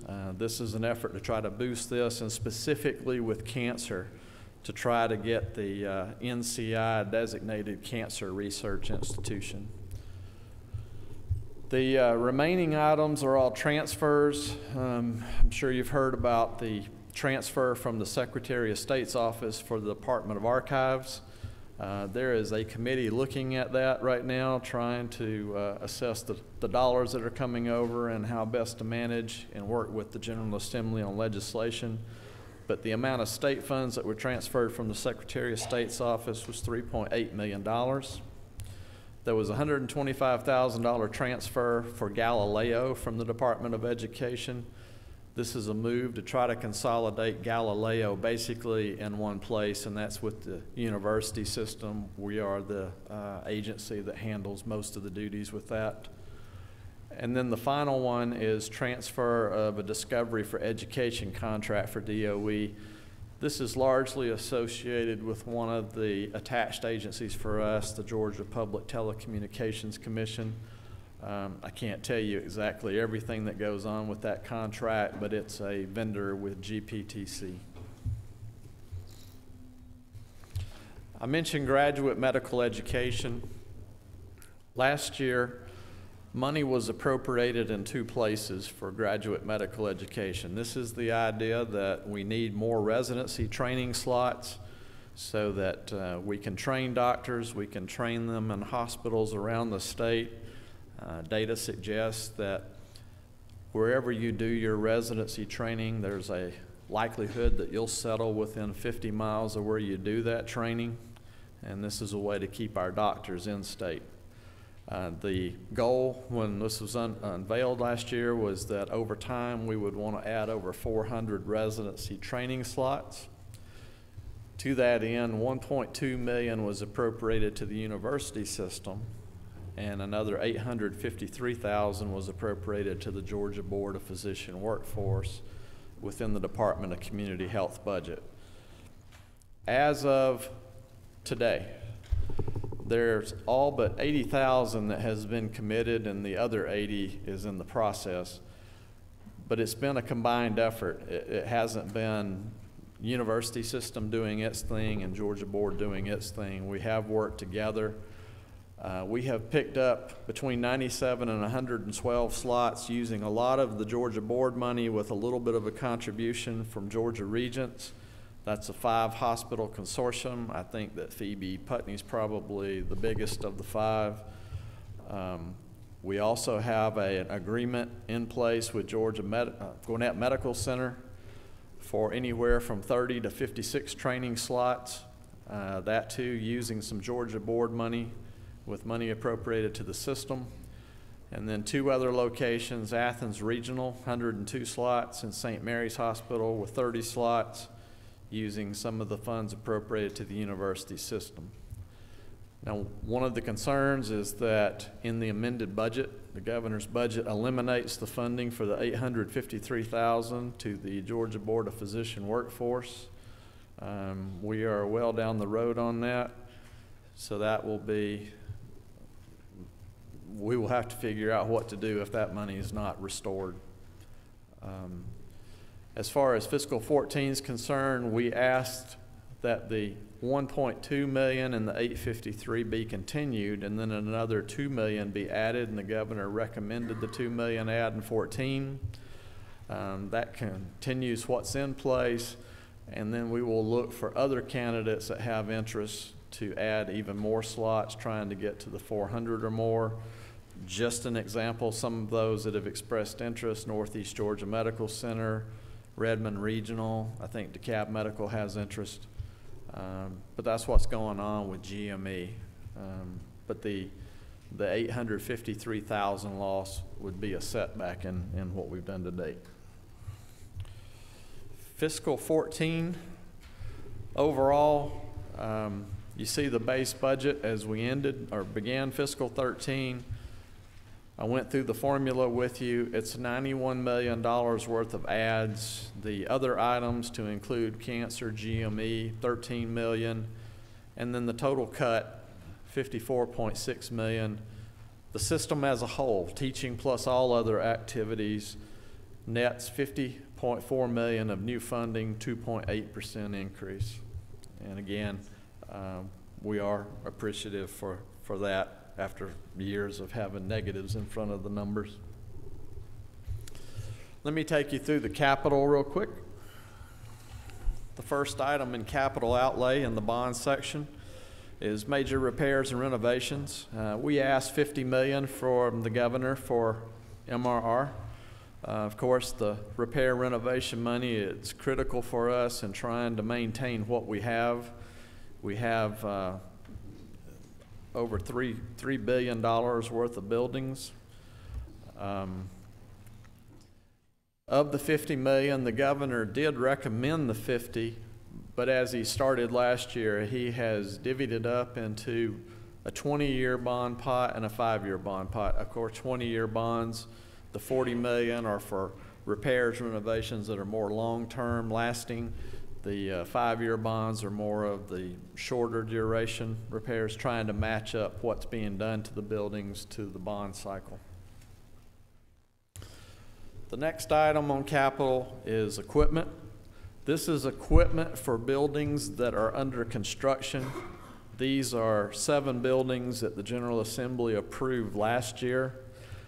We asked for $24.9 million. The governor recommended $3.1 million, 2 projects, Dalton and Georgia College. We do have some concern on this and would certainly welcome your consideration and review of these, because the 5 projects highlighted in yellow, most of them are on a path to finish and try to be open by fall of 14. The idea that we would be able to wait and put these in the fiscal 15 budget and have a bond sale would be very tight, if at all possible. So the just over $20 million worth of projects you see there, we hate the notion of a building waiting on equipment.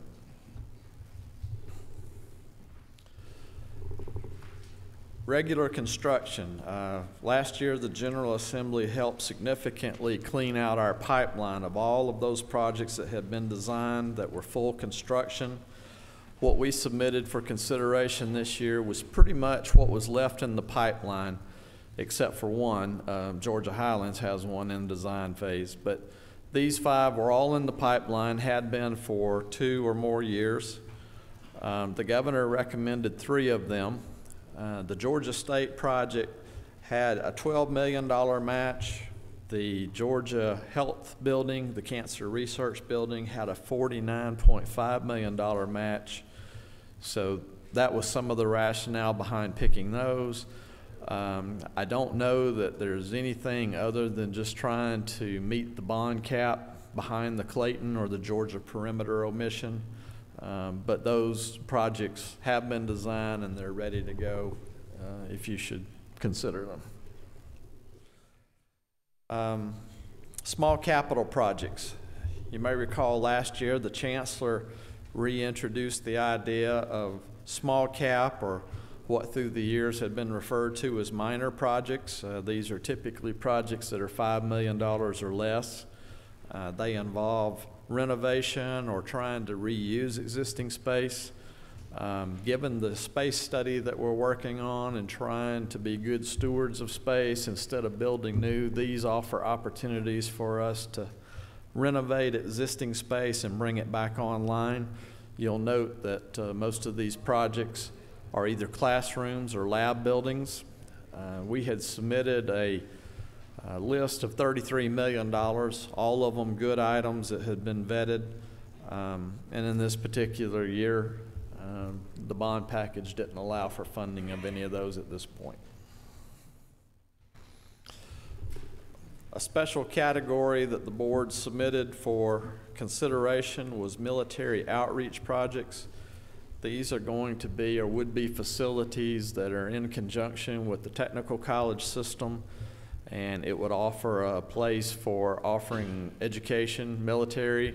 The Armstrong project would be in conjunction with Fort Stewart, and then the Warner Robins with the base there. The governor recommended the $10 million for Warner Robins. The Hinesville project was not recommended. Again, I would say too, this is a worthy project. There is pretty strong local participation from the city of Hinesville on that project. Georgia Public Libraries. Libraries are part of the university system, one of our programs. Had submitted $19.8 million of libraries that are out there with local match. You may know that the state typically will put in a maximum of $2 million toward a library, and the locals will either have that much or frequently more in match. The governor did not recommend funding for any of the libraries. And then last is the capital budget summary. If you take all the categories that I went through, from major repairs through libraries, and then there are two other items. The Georgia Research Alliance, they normally request equipment funding for the work they do. The governor recommended $12.5 million for equipment. And then there's one other item there, the Georgia Public Telecommunications Commission, $3.7 million. That is to do some renovation for their offices over on 14th Street. All totaled, we had asked or put a request forward of $294 million. The governor funded $193 million. And with that, I can answer any of the money questions, or better, I can kick it back to the chancellor.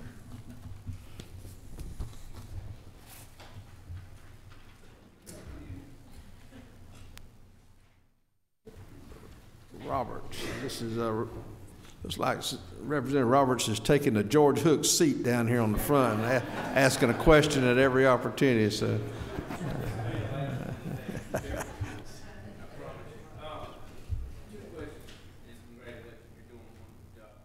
thank you, thank you. One quick question, and I'll give you both of them and let you go from there. One is there any talk about a PA program at the University of Georgia, physician's assistant program there with that medical college that y'all started there, or through Augusta?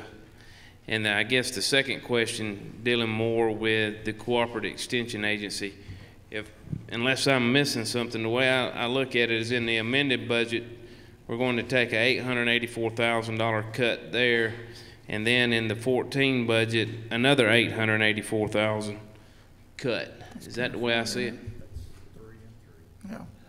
On the extension, it's the same cut. We're just carrying forward the 3% this year to next year as well. On the question about the physician assistance program, I'm not aware of any, but I don't know.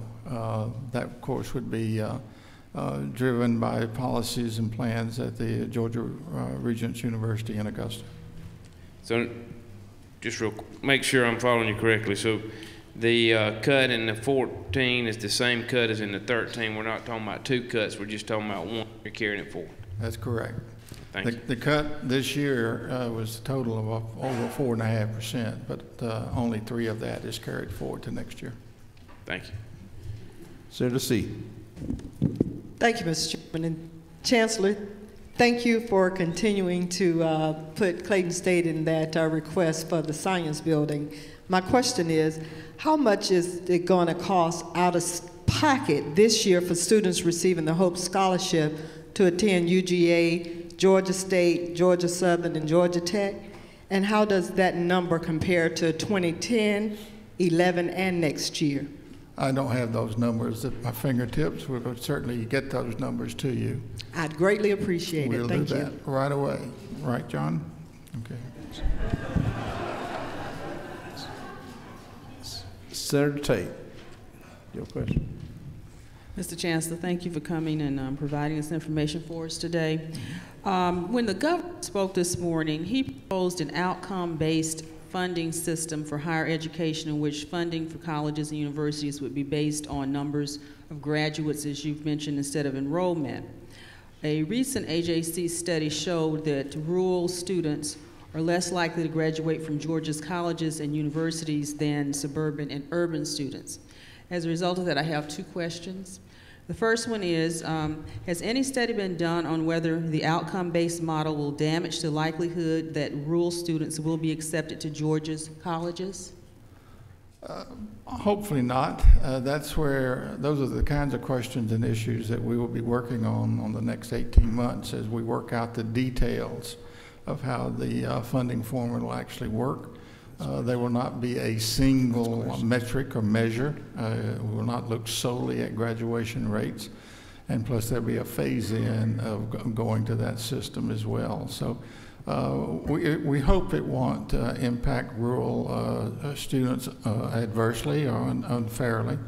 But as John mentioned, if you look at where we've been taking our enrollment decreases, it's been in those institutions that are been focused most heavily on the access mission. Over the last number of years, we've gotten a great deal of criticism, and most of it fairly, about how much money we were spending on remedial education to bring students up to the point that they could perform college work. So some of that decrease in enrollment was because of that. But one thing that is happening in regard to remedial education, across the country, most colleges and universities are reevaluating, reassessing the model that we've been using to provide remedial education. And I think we will see, hopefully in the next 2 or 3 years, we'll begin to turn around our success rate on remediating students who are not prepared coming out of high school. Okay. There's a whole new model being put in place. And some of the costs that's so important to us as we work with institutions is to be sure that we have the level of student support, the level of advising and counseling that's needed to help to be successful. So I hope we will begin to be able to see this trend turn around. That's certainly our goal. Okay.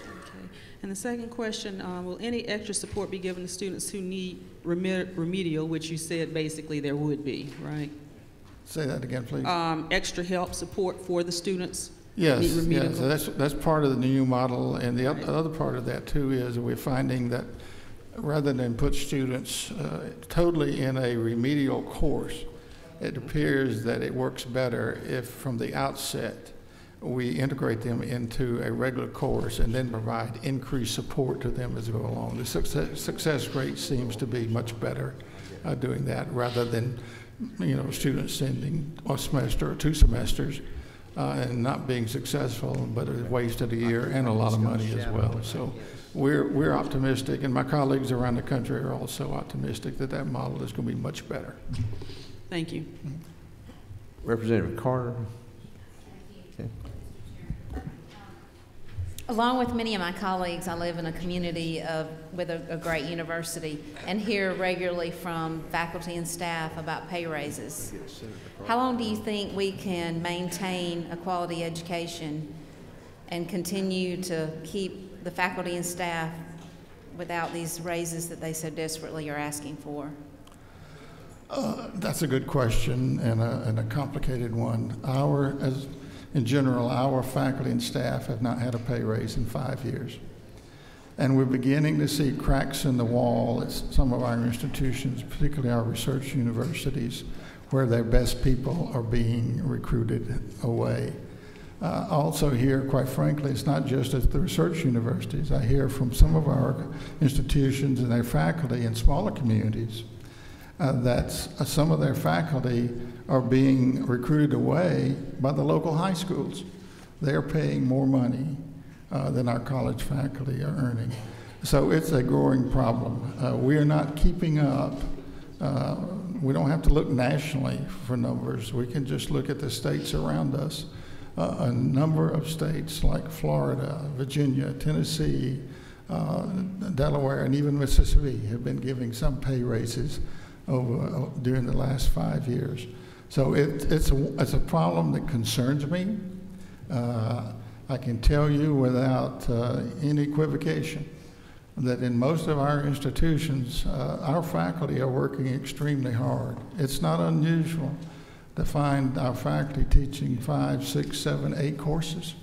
And when they do that, we expect them not only to do it in a quality way, but that we then expect them to do all those other things that we expect the faculty to do as a part of the institutional community. So it's getting very, very difficult, and I'm concerned about it.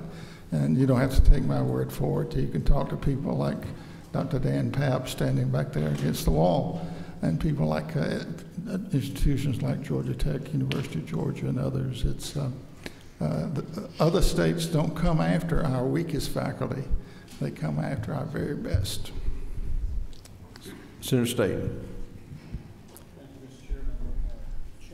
First of all, thank you for your presentation, and I want to thank you for your leadership and thank all of those who work within the university system for the work that they do to uphold what is really one of the crown jewels of our state, and that is our university system. I had a couple of questions, but I think Representative Carter touched on one of them. But I wonder if you could just say a bit more about how Georgia is doing in comparison with other states, particularly our peer states, as we deal with higher education funding and as we deal with this economic downturn. I think a couple of the graphs that were shown earlier regarding the total funding, FTE, and the percentage of state funds are rather dramatic in terms of what has happened in our state in recent years. But I wonder how we're doing relative to our peer states and other states in this respect. We're falling and we're decreasing in our rankings. You only have to look at the SREB data. I can give you one example of the University of Georgia. Among its 12 peer institutions, UGA salaries ranked 9th in FY11. We were earlier much higher. Our two-year institutions, particularly at one time, were ranked among the very top in the country. They've taken a tremendous tumble down. They were in FY 2000, for example, they were ranked 3rd. They're now ranked 11th. So these kinds of numbers have an effect beyond any one particular faculty member. What they do, they send a message to other parts of the country that Georgia is a good place to come to get good people. And we are a fertile field right now for recruiting our faculty to other institutions. There's no place, there's no ranking, no area in which we have increased or improved. We have got to find a way, I hope, and I understand this within the context we're in now economically, but there's a point at which we have got to find a way to not only give salary increases to our faculty and staff, but it also is a morale issue. We somehow have got to find a way to send a message that we value what they're doing, we appreciate what they're doing, and the cavalry may not be coming right now, but at some point it's going to saddle up, and we're going to do some additional funding for salaries. Well, thank you very much for the hope you give to our students, their families, and communities, and for the enormous economic impact you have upon our state for good. Thank you. Representative Hamilton. Thank you, Mr. Chairman. Chancellor, I appreciate many of the changes that you've supported and initiated, and I appreciate the consolidation effort that was made, and I know that's been very difficult on a lot of people, and it's a difficult decision. What I was going to ask is, and this may be more for Mr. Brown, but within the budget itself, I know that the consolidation was a long-term reduction, and so it takes a while to feel some of those, to see some of those, but I also know that there are some short-term actual increase in cost associated with that. And I don't know about the other people in the room, but I certainly have been contacted by several of the affected institutions wanting to know how that's going to be handled. So my question really relates to, is that going to be in the line item budget, or is it left up to the respective institutions on how to handle that? How are we going to handle those cost increases at a time when we're asking for those cuts? Just, I'd like to be aware of that so we know how to, in the budgeting process, where it's going to be. Thank you. Thank you.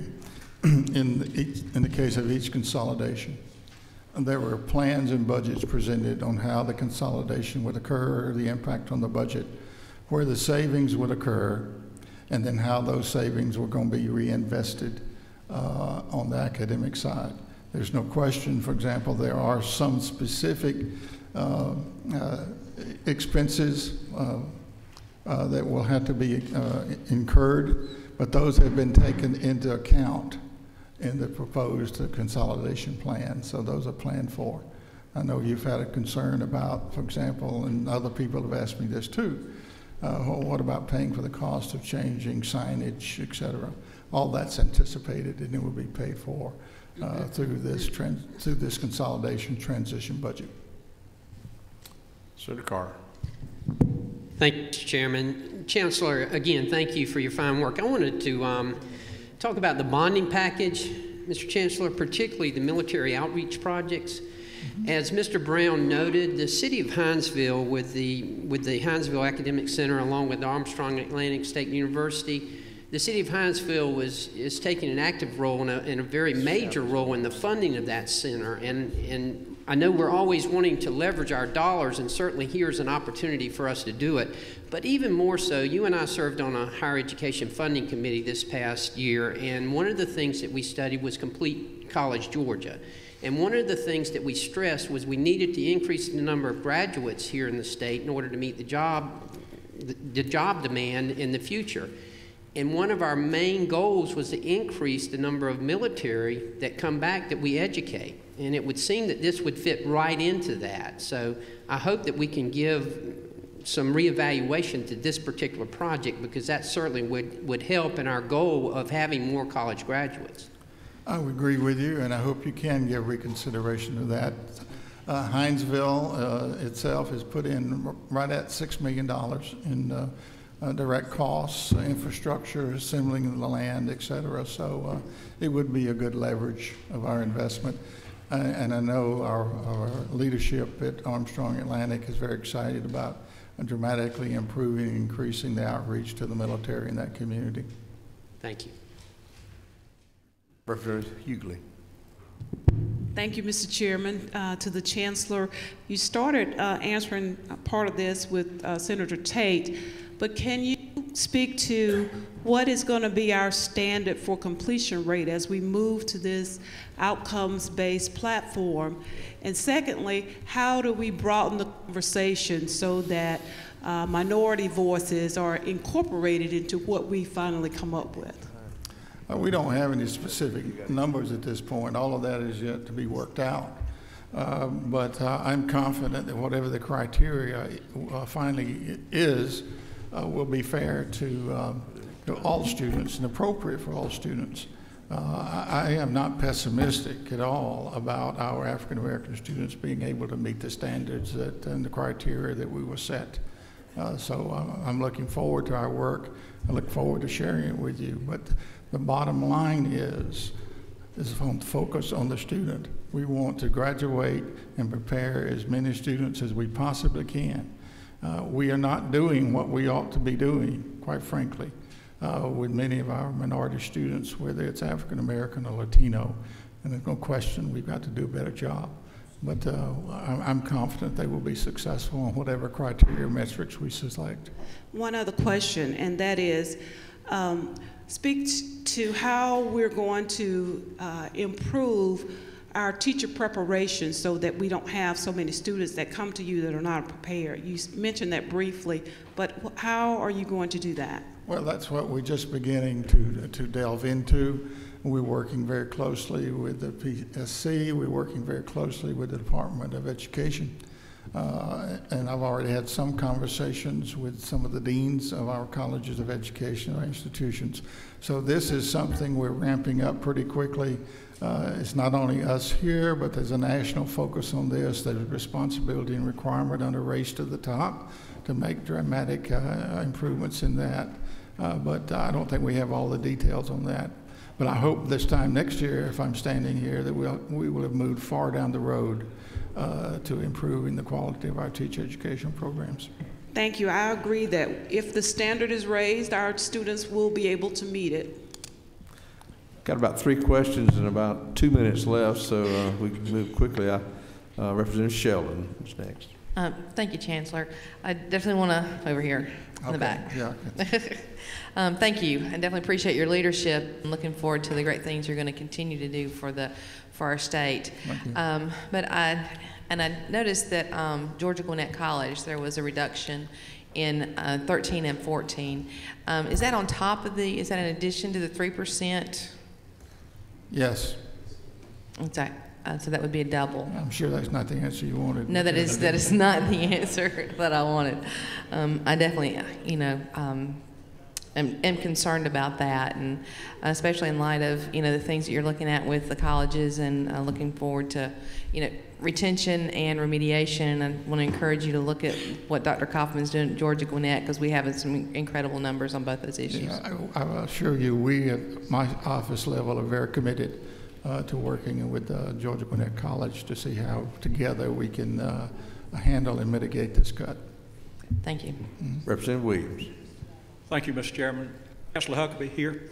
Under the equipment listing, 5 of the 7 requests are not in the governor's budget, and you alluded to the timing of those construction projects coming to completion. Can you talk a little more specifically about whether we face having buildings ready but no equipment to go in them to put those buildings into use on the timeline? Yeah, we have concern about that. In fact, we're trying to do more and more digging into exactly where those projects are and what the timeline for construction is likely to be. What we know at this point, we have a concern that we get into next year and those buildings would be finished, ready to be used, but not be usable because we don't have the equipment money. So that's a discussion we continue to have with OPB. Sometimes these things do get overlooked. I was once OPB director, and we overlook some things from time to time too. But we're working with them and hopefully with you as well to be sure we don't find ourselves in that situation this time next year. Last question, Representative Chokas. Thank you, Mr. Chairman, and thank you, Chancellor Huckabee, for the fine job that you do. Going back to your comments about other states recruiting our faculty, recently you had that economic development forum here at Georgia State, and it seems to me, and I'd like for you to elaborate a little bit on this, that when we attract the best and brightest in the field to train our students, we're also attracting research grants and research dollars to our state, and are better prepared to dig us out of this economic situation that we're in. That's absolutely correct. The ultimate great benefit of what you saw at this forum in December is that all of that basic research then moves to the applied level, and we have a tremendous number of startup companies beginning to emerge, and we want to keep those companies in Georgia because those are the ones that will ultimately provide the jobs. In other words, whereas the Department of Economic Development will rightly continue to do a good job of recruiting outside industries to the state. We've got to spend equal time, if not more, on growing our own, and that's where that research is so critical. And as you saw, the quality of the faculty and researchers were there. That's the kind of people we got to keep. I might say that that was the first of our economic development forums. We're already planning for our second, and I hope that you'll be getting invitations to us, from us, to come to it in the spring, and I think you'll be impressed by what you see and hear. Well, Chancellor, I think you wore them out. No, we appreciate your candor. It's mutual, I tell you. Sound like that 2 months of training we gave you in the legislature has done us such a good job here. It's holding pretty good. I will say this, that a lot of states are trying to recruit our faculty, but no one's called me yet. So, thank you very much. We appreciate it.